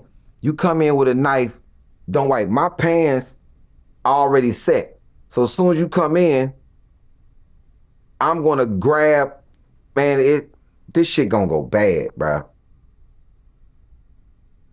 The most damage I've ever done was with this big dude that thought he was talking slick to me. About 6'4", and we playing dominoes, and I said I didn't want to play. I said, cause y'all mouth too bad. He said, nah, man, we go do it. So we playing dominoes. I called 10, and then he played and said, 10 inches in you. That's kind of funny. I play dominoes a lot throughout my life. That's actually kind of funny. I slid all my dominoes and went to my cell, and everybody kept telling him, hey, man, you better go put on your fucking boots, because I'm telling you. Man, fuck him. And myself, I said, yo, third run, which was a shower. It's a shower on the third run. The danger about this shower is they kept telling him, don't let him get in there first. And he thinking, because he's a big dude, this is where you're playing into my hands. The shower is only so big. The door pushes in. So to get out, you got to turn around and push the door and pull the door forward. You're in a cobra's hole now, because my back is against the wall. You can't extend. You're too big. You can't extend like you want to extend. I'm little. And so his first punch, when I weaved up under, to the stomach, switch hand to the stomach. Now he's trying to get out, because you leaking. Now you plugged in. Cause you can't get to me because I'm up under you. And I'm ah, ah, ah. And then he tried to turn around. With a knife? Yeah. He tried to turn around. And when he turned around, to the back. And I'm trying to hit you in your spine. I'm trying to kill you. Cause you just said some disrespectful shit to somebody who is not prone to disrespect. And now you understand why they was telling you, don't let them get in there first. Don't go to that shower with him because you're in a secluded space and he is good at this shit. He ain't did it in a while, but we know him. We've been here with him. This is the happiest person on this unit. And now you done turned him. And I'm like, yo, get it. I just should be like, yo, man, bro, you making me something that I don't want to be. And because you doing this, I'm going to show you how savage this shit can be. I bit that man in the head. He was trying to get out. I bit that man in the head. I was so fucking mad. His head. I bit him in the head. Okay. Because he's trying to get out, and I'm not letting that man try to crawl out of that shower. I'm like, nah, bro. Because of 10 inches in me, fuck you talking to, bro. And it's like, I have been in that. I've been like that in the streets one time, and I'll never forget it. I cried for 3 days for that person, and I was mostly hurt and embarrassed because this is the first time. I've never broken my fast during Ramadan. I've always completed my fast. For somebody to make me so mad that I broke my fast to get at them, one, I was embarrassed that I even let somebody puppeteer me like that. But the level of violence that I went to, and I was like, yo, man, I'm no better than when I was in the institution. Like man, you supposed to be. Yeah, it bothers me now. It tears me up now because it's like, yo, man, you fucking supposed to be better than that, bro. You been out here 18, 19 years and you let somebody make you that fucking mad to where you broke your fast and you went at them people with everything. I went at that man with everything, and I was gonna kill him and his wife. I like, yo, man, because you fucking playing with me. And I think a lot of times, man, people don't know that it's people out here that have been through shit, man, and that you be fucking with people that's not bothering you. Like, you trying to be happy, you trying to be everything, and then somebody decides they're gonna try to do everything in their power to break your peace, and you don't really know. You like, and I'm like, yo, man. Well, with the embarrassing thing, I had my kids, and it made me forget that I had these other responsibilities, because I was that fucking mad. And it's a rapper named Zero. Yeah, I've interviewed him. It's my man Den. If they told him so, like, nah, bro, we've never seen him like that. We've heard stories about him, but to visually see it and to visually see how, man, being honest, I don't ever want to take nobody's life. I don't ever want to be in that nightmare. And you try to your best, like, yo, man, stop playing, bruh. because I'm not what you think I am. I'm a civil person. I'm all the rest of this, but it's inside me. It's still shit that's suppressed. That if you take me for weak, I'm gonna give you a lot of passes. I'm gonna give you a lot of passes. But then it's a saying that I always affectionately say, it must have been a Libra that came up with this saying. The straw that broke the camel's back. Because I like to be level. You'll never, most people that know me, you'll never get no drama out of me. I ain't never even started to fight in my life. But to take me to a place that's so dark in me, it takes me back to like I lost my sister, somebody playing with me, it's a lot of shit that comes up. And it lets me know that I'm not as healthy. And then I'm kind of embarrassed sometimes because when I go speak to kids, I say, man, don't ever let nobody puppeteer you. And at that time, I got that, I don't know why I couldn't walk away from it.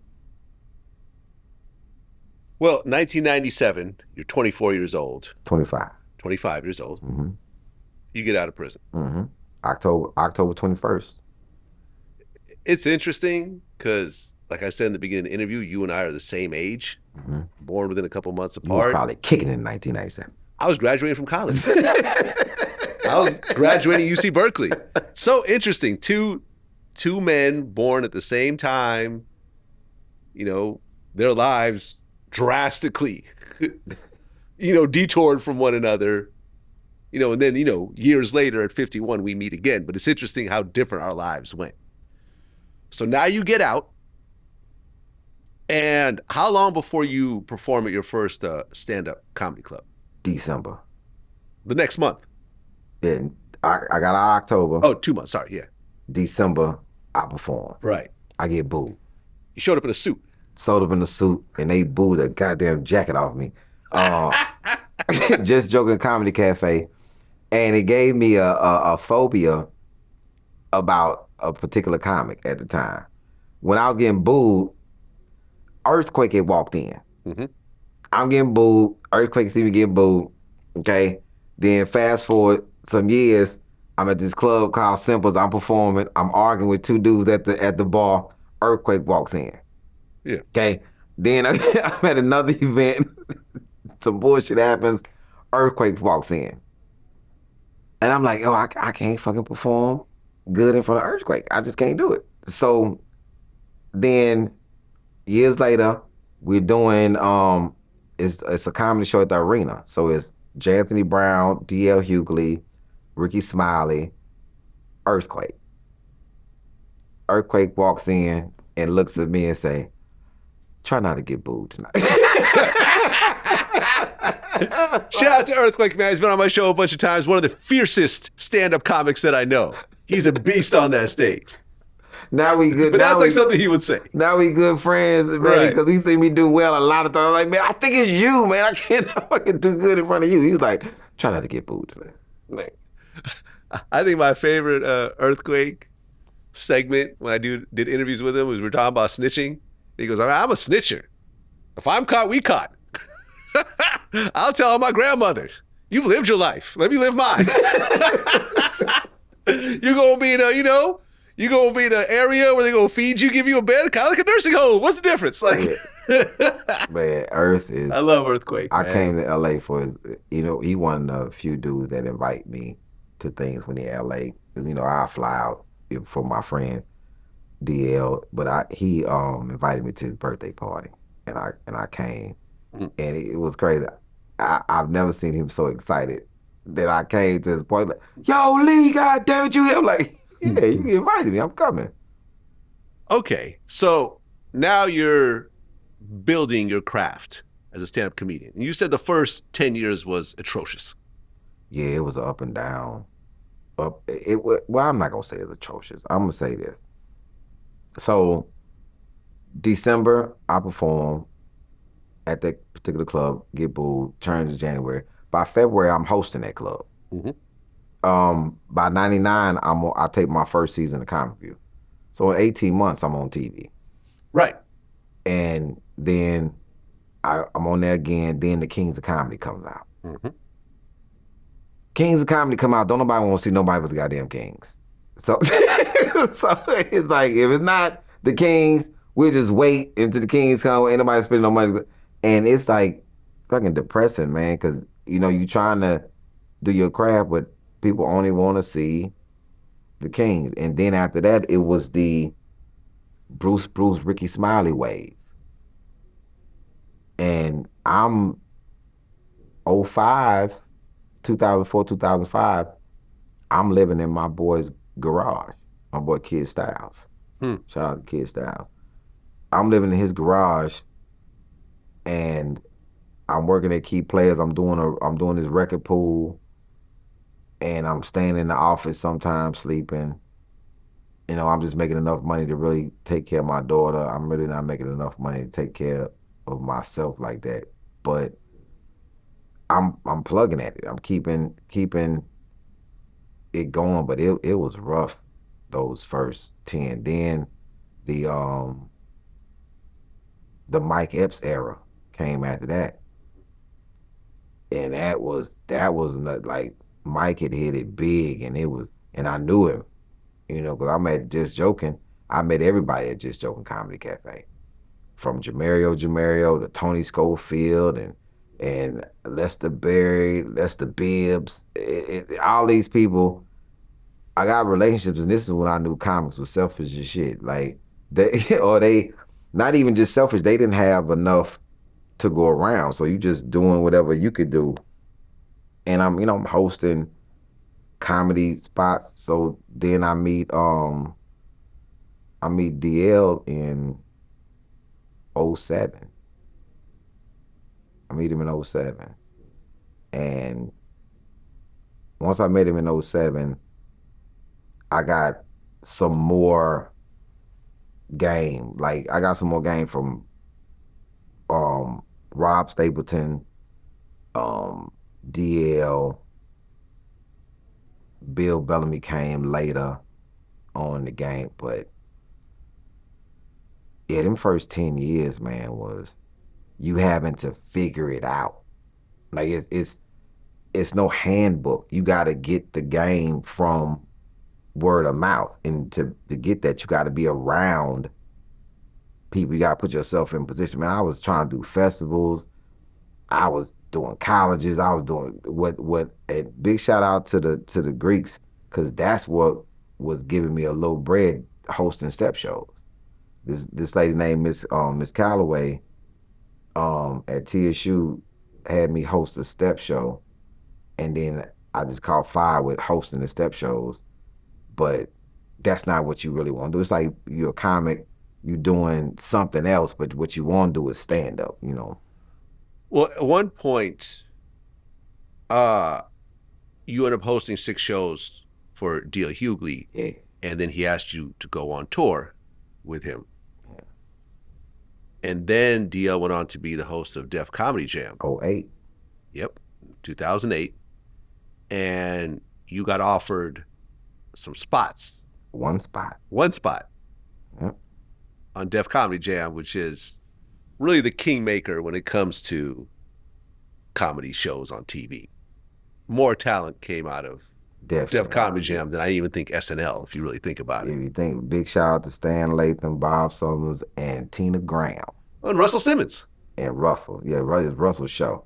Those are the talent, people who was picking the talent, and Russell for even having the idea.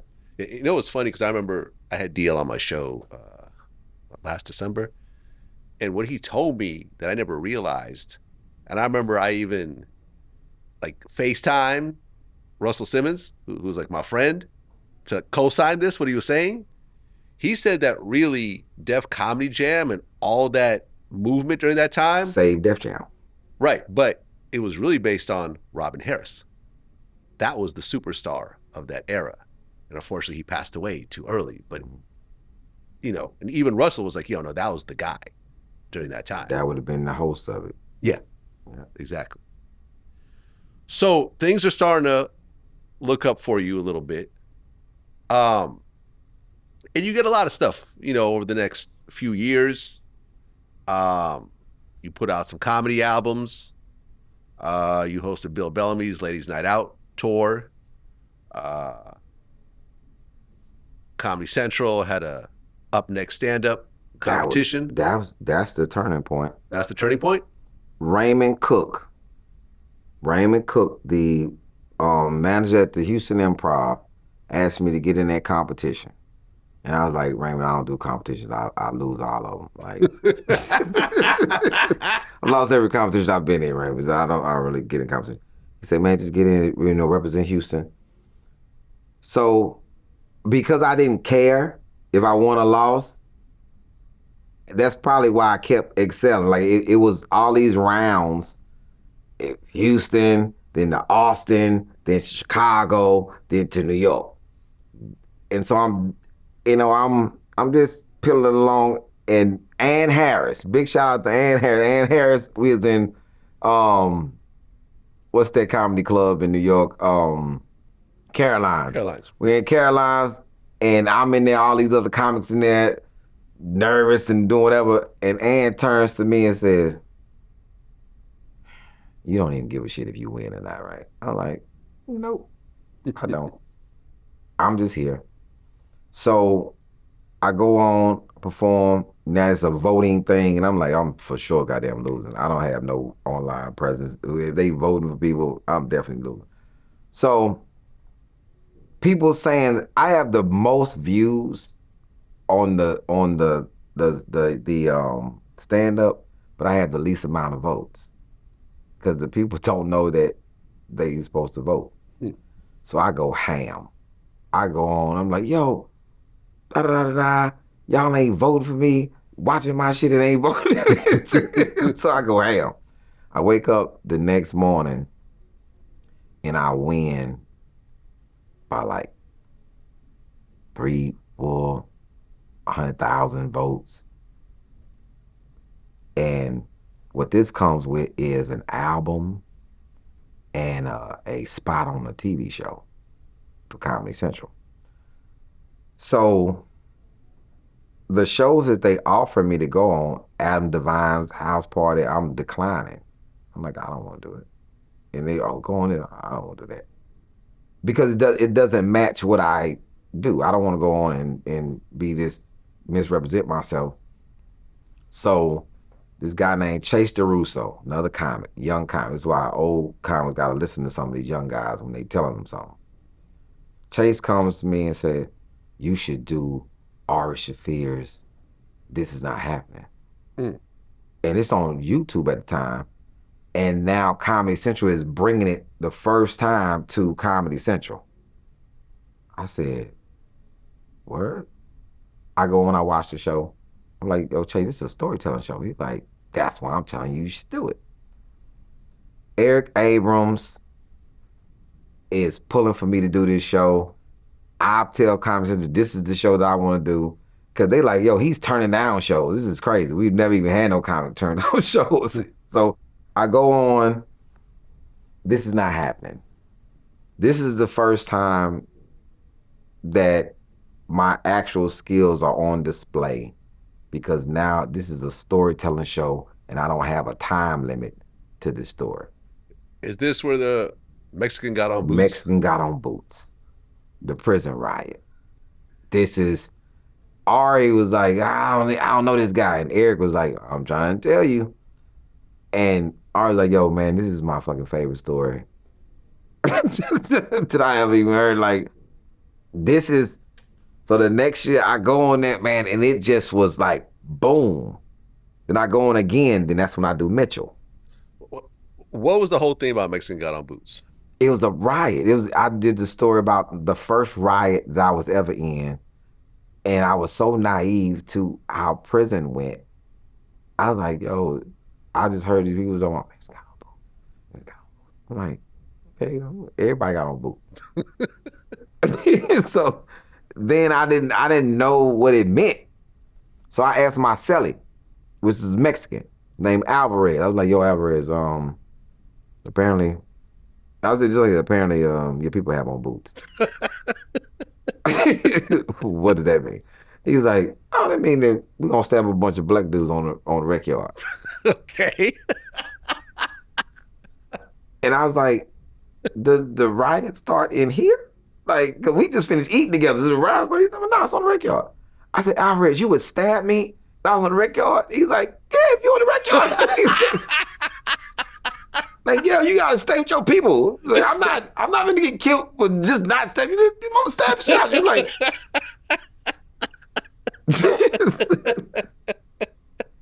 and my man Mitch from Fort Worth, he's like, yo, man, let me talk to you. You ever been a ride before? I'm like, nah. But he was so hyped about this ride. This shit real. Come to my cell, I'm gonna show you how this go. And I got to say, he's about take off your shirt. I said, I ain't fucking taking off my goddamn shirt. So he taught me how a ride goes, and so when I did the story, I didn't know that it was going to do it. I'm just telling a story that other people have heard me tell before off stage. Because I never wanted to do anything prison because I didn't want to get cast type. Oh, you just tell prison stories? Like, no, I don't. It was years before I ever even told that story. Any prison stories. So that's kind of was the launching pad for me. Because I did it 3 times. And the last time I did it, Roy Woods Jr. was the host. But some things that went down with Ari with Comedy Central, because he did a Netflix special, whatever. They didn't want him hosting his own show.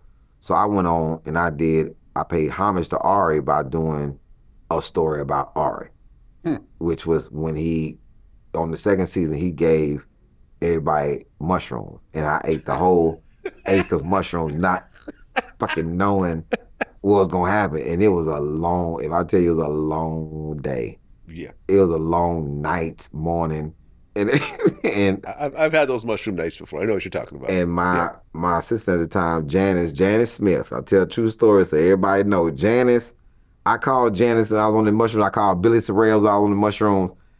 And the funniest thing, I had to go to the airport the next morning. So I'm at the airport and I called Janice. I said, Janice, people are going through this machine and I'm not seeing them no more.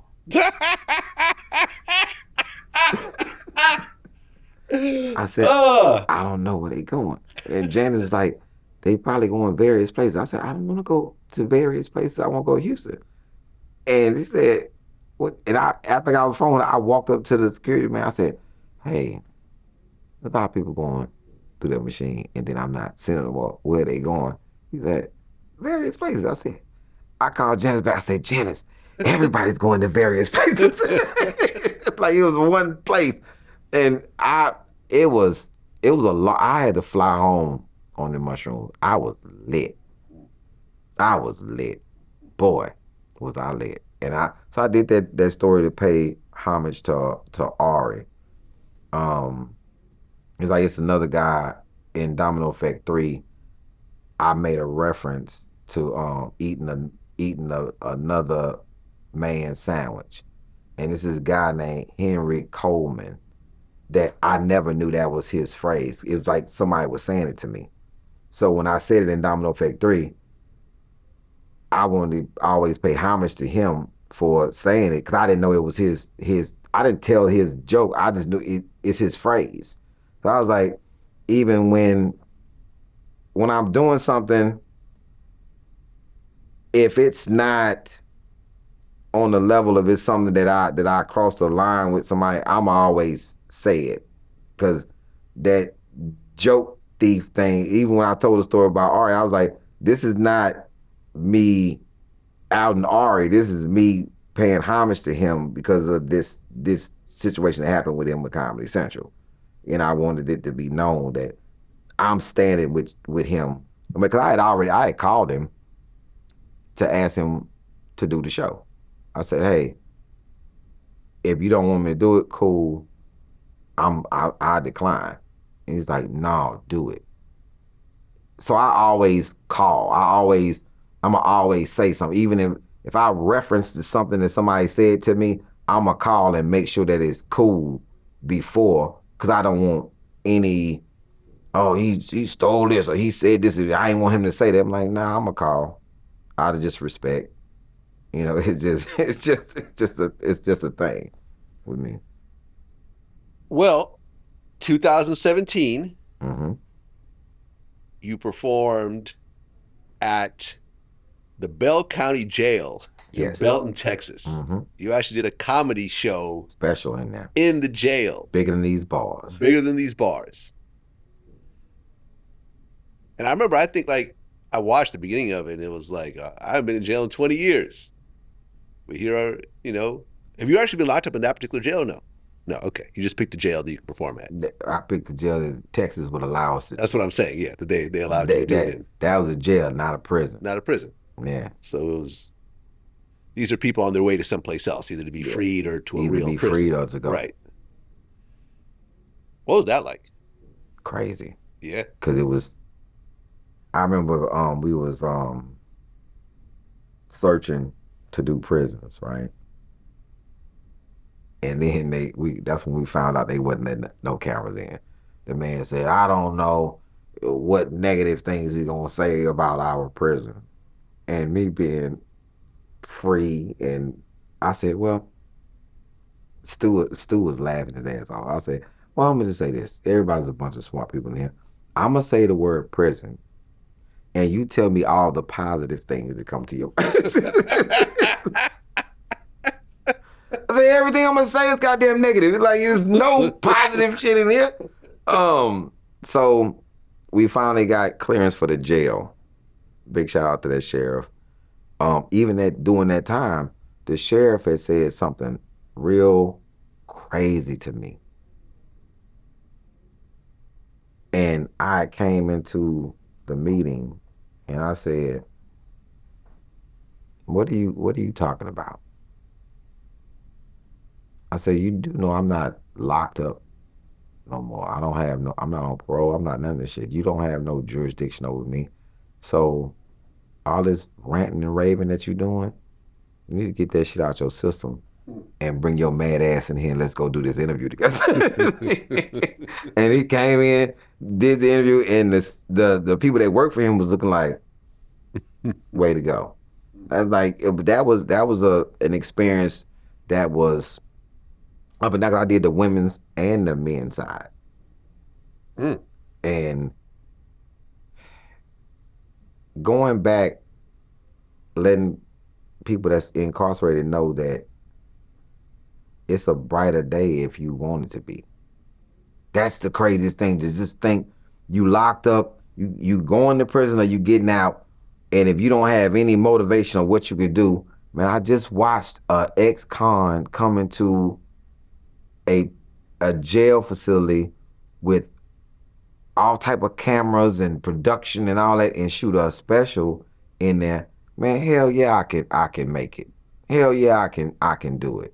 You know, just trying to get some life after incarceration instead of just always, man, I'm not the guy that's about the excuses. I've been in all the situations. Homeless, prison, stabbed, shot at, all that shit. Man, you can let all of that shit go and actually be better. That's why in 2018, when that situation happened, I was so disheartened by that situation. To throw away your whole career behind some bullshit, it was. What do you mean? That's when me and that dude that got into. Oh, the fight that happened. The fight. Right. Well, in 2022, you're on Joe Rogan. Yeah. And you said that same-sex couples should forfeit the right to have children. Yeah, I said it. Was there any level of backlash over that? There was a lot of backlash over it. Especially on Joe Rogan, which is a huge platform. Because they didn't understand the context of it. What's the context? The context was, I was comparing, at the time they was talking about Joe Rogan saying the N-word. being really, they were saying he was racist. And I was saying, Joe, if I thought you was racist, I would never come on your show. I say sometimes people take things out of context without them even understanding. And I said, like when I say this right here, I was saying this joke on stage. I was saying this joke on stage. And I was like, when I would say it, people were like, oh, he's a homophobe. I was like, I was saying the joke on stage. And I was giving context to it because I was like, they want everything. They want everything. You know what I'm saying? I say, and I was reared up around people who gay and they never want. I said, those are the new gays. They want everything. The new gays. You know what I'm saying? Like now you want this and this and you got this and now you want kids. This shit is crazy to me. You know what I'm saying? So I said, you got my homeboy Reggie. Now he's not my homeboy. He was a counselor at the damn facility I used to go to. And I asked him, I say, Reggie, you want kids? He said, I don't even want y'all ass to be here. Said, no, I don't want no damn kids. You know what I'm saying?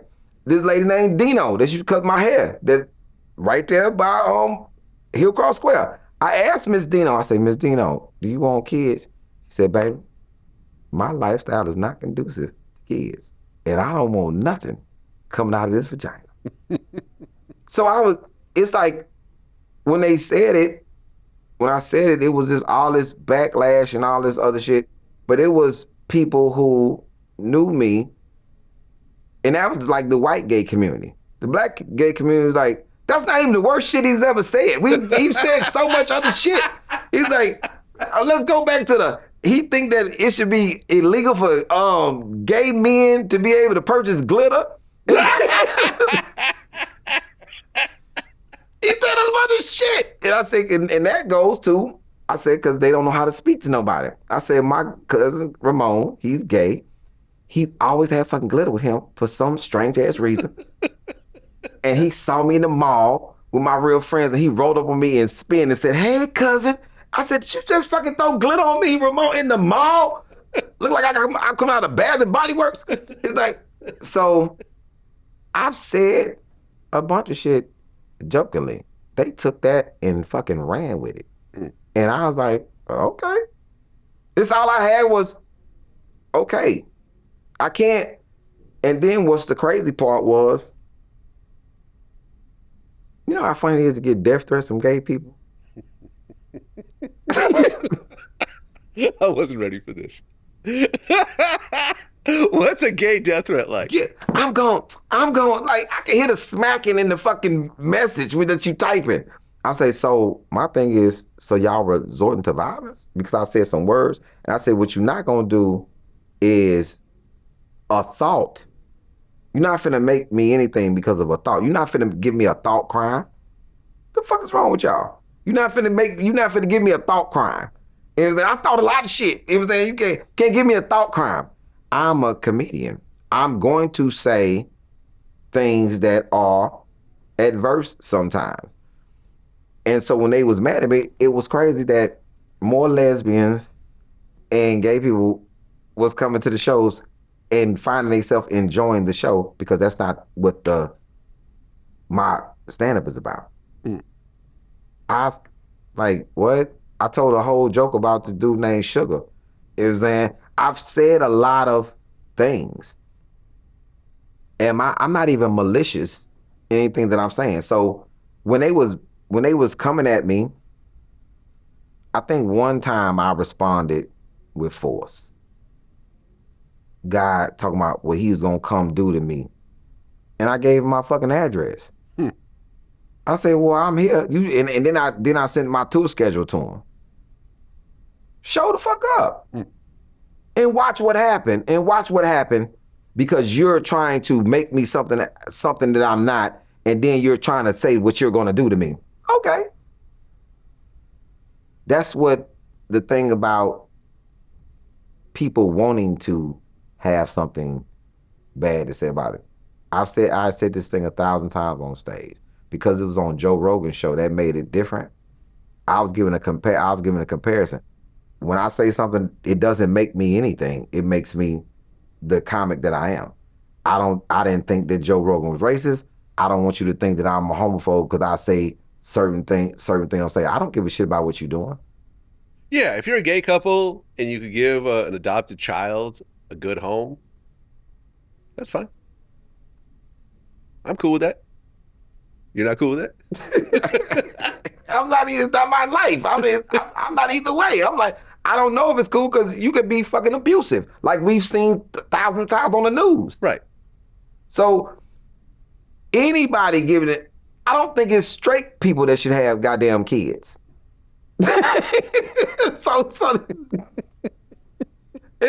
I've seen a lot of families like, no, I don't think they should have children. Like,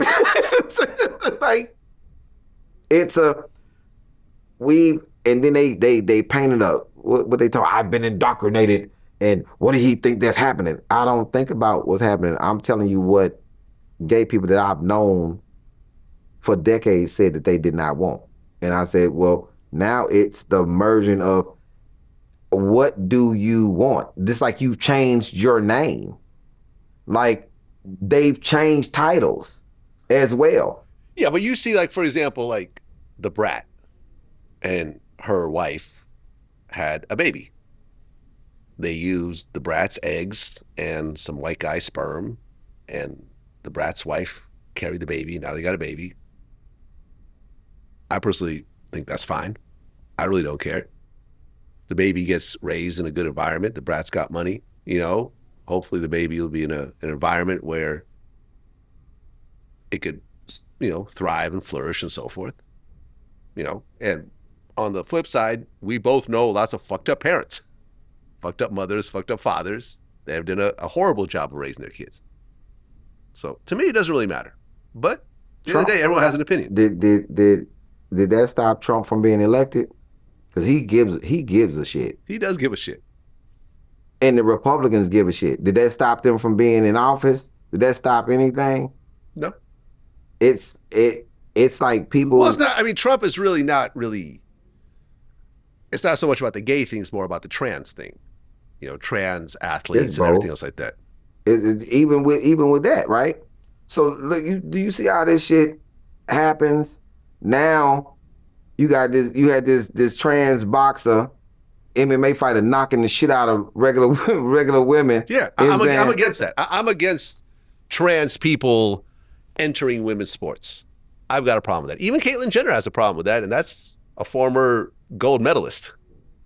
But are they?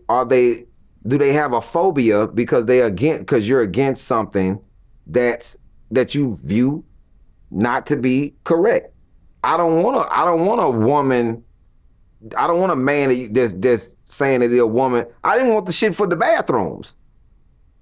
Because when you have a daughter, some random ass dude coming in there like, yo, man, this is shit is hard to explain that some dude can walk in because today he feel like. Yeah, he identifies with he's that gender. Identified, you know, which opens up other shit. What about the people who gonna use that to go in and do nefarious things? Look, I remember I read a story maybe like 2 years ago. Because of certain trans rights, they're allowing trans prisoners in female prisons. And I remember this one trans guy, or female, however you want to say it, impregnated like 5 or 6 different women. I would do it. You goddamn right, I would do it. And they had to shut down, I think they shut down the whole prison over that. I would go to prison and I would get arrested and say, I identify as a woman. Send me to the woman's prison. Looking just like this. And trust and believe the amount of fucking I'm gonna do. I identify. You can get all the prison bays. All of them. Oh my goodness. I would have a cell and I'd be sitting on a fucking throne in there as a woman. And be telling other women, tell them that Dennis want to see you. Tell them that Debbie wants to see you. Like, fucking right, man. I'm like, Debbie does Dallas all over again, the man version. Right. I remember they had changed the rules, I think, in Canada about athletic competition. So if you identify with a certain gender, you're allowed to enter that competition. So a male powerlifter decided to enter a female powerlifting contest and ended up winning every competition and breaking every record just to prove a point, right? Because it's just ridiculous. It's ridiculous. I don't think that, listen, I'm fine with it going the other way. If you're a woman that feels she's good enough to like join the NBA or something like that, that's cool. Go ahead and do it. But I think when you have men beating up on women, man, I'm not cool with that. What's wrong with playing with your goddamn group? Play with your group. Play with your group. Play with your group. Because if you're a woman and you get in a boxing ring with me, you think you're good enough, I got a little edge on you. Well, you got more than a little edge. It's the same if I was a dude and I went into it's not, my strength is not gonna stop. It's gonna be bad. So just play with your fucking group if you want to play athletics, but don't switch over and then break the hearts of some little girl that's supposed to be going to the Olympics. You done outran her because you're fucking Steve and not Suzanne. It's like, this is, man, like, god damn. Now listen, I remember Marcellus Wiley was a guest on my show, former football player, former ESPN host. And I remember I asked him, I said, do you ever think that, let's just say a female NBA player would be good enough to actually join the NBA? He said, absolutely not. And he goes, this is why. At one point, like FloJo had like the world record for like the fastest woman in a running competition. Mm-hmm. He's like, there are high school runners who are male who run faster than her. Boys in high school run faster than the fastest woman on earth. So what do you think is going to happen when you take it to a professional level? Just is what it is. Usain Bolt versus FloJo. it's one of those things. And like when you do podcasts or interviews, sometimes the edit gets it fucked up, or they put that clip out with just you saying that, and people only go on that. Like that question right there is a hot button question. Depends on how you splice it. No, we're gonna let you say the whole thing. If it's a clip of it, oh, here we go. Here we start all over again with the fucking backlash bullshit. Mm-hmm. Because somebody is going to want to. People ask me questions from the past all the time, and I'm like, but what about now? Because it's like, that's not even a thing. I lost some deals over that shit, and I asked a very simple question to the people who I lost a deal with. Do you think that I'm an honest person? Yeah. But you're giving me, we're cutting ties because of the backlash that you feel that I'm going to get when you know I'm an honest person, instead of just defending the position or let me explain the position. Because it wasn't, even Joe Rogan was like, man, I hate I even put it out like that. Because it's a fucked up way to present something, because I'm a comedian and the position that I was holding was based on a comparison. So I'm not this if I say this, and you're not that because of whatever the situation is. But it is what it is. But when you're an independent artist, who gives a shit at this point? Pretty much. That's how I look at it. You got your own bookings, you got your own YouTube channel. You don't really have to answer to anybody. But it's somebody who will be, well, we're gonna sabotage his shit because of, he feel like, man, it's like a lot of communities, with the exception of the black community. Black community holds a lot of power that they don't use to shut shit down. They do. People pick and choose. I watched Elon Musk give fucking Hitler sign, and then what was all the other shit that happened to other people? Nothing.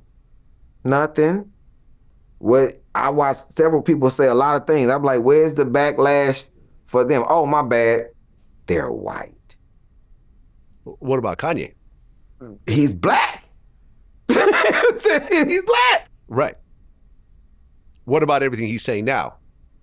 I don't know. That's the crazy thing. I don't even know everything that Kanye's saying now because I've been checked out on Kanye. Like Kanye is wild as shit. Right. Well, I'll give you a little, When he went to the fucking kiss the ring for Trump, I was like, I'm out. Listen, my man Academics interviewed him in a Black Klan outfit, wearing a swastika iced out necklace. I saw that. I mean, he talked about how he loves Hitler. Slavery was a choice. White lives matter. There's so much out of pocket shit that he does now But he does music. that people ultimately just ignore at this point. He does music. Yeah, he does it great. I've seen a bunch of musical artists, white and black, be able to do nefarious things with children because they do music. People look over it. Well, a lot of people also go to prison, like R. Kelly. That's just one, but we could talk about it in history. Well, in history, a lot of this stuff has been swept under the rug. This is my point. Yeah. It's been swept under the rug. Yeah. As a young black comic, well, I'm not that young, but as a black comic that's independent, no record label, no nothing is sweeping shit under the rug for me. Right. I'm an independent entity, and it's not like I watch my words because I believe in the creator. What's for me is for me. And some things that people can take wrong, people can take anything I say wrong. Yeah. But when it comes to that, I just shake my head because I remember the backlash of it, and I remember being in the position that I was gonna hold. Like, even if I didn't mean nothing by it, now you're forcing me to stand my ground on it, and I'm like, well, what's up then? And who wants to be like that when it's something that you forcing me to defend something that I didn't mean in that way because I've already had said it because you hadn't been to my show and watched me say it, then you're mad, and now it's all he's been indoctrinated by who, man? By who? Like, so I was just like, oh, okay, fuck it. Well, that's what it is. Ali Siddiq, man, our first interview. Yeah, our first interview, man. Hopefully many more. Many more to come, my 1973 brother. Yeah, for sure. You know? I nothing incriminating. No. I'm not going to You're not going to prison. You don't have to solve the some murder on me. No. Well, that was crazy. Why would you write a book? We're talking about Keefe D. Yeah. Yeah. Keefe D wrote a book about an open murder case. What do you want me to do? What do you want me to do? I'm waiting on you to solve Biggie. It's in the works. I've been working on it. I have been working on it, but I'm not quite sure about that one. That was very gray area because I think that everyone involved in it is dead at this point, except maybe one person, but he's not talking. So, who is that person? We have to stay tuned. that's what it is. Ali Siddiq. Until next time. Peace. Thank you, man. Thank you. Yes, sir.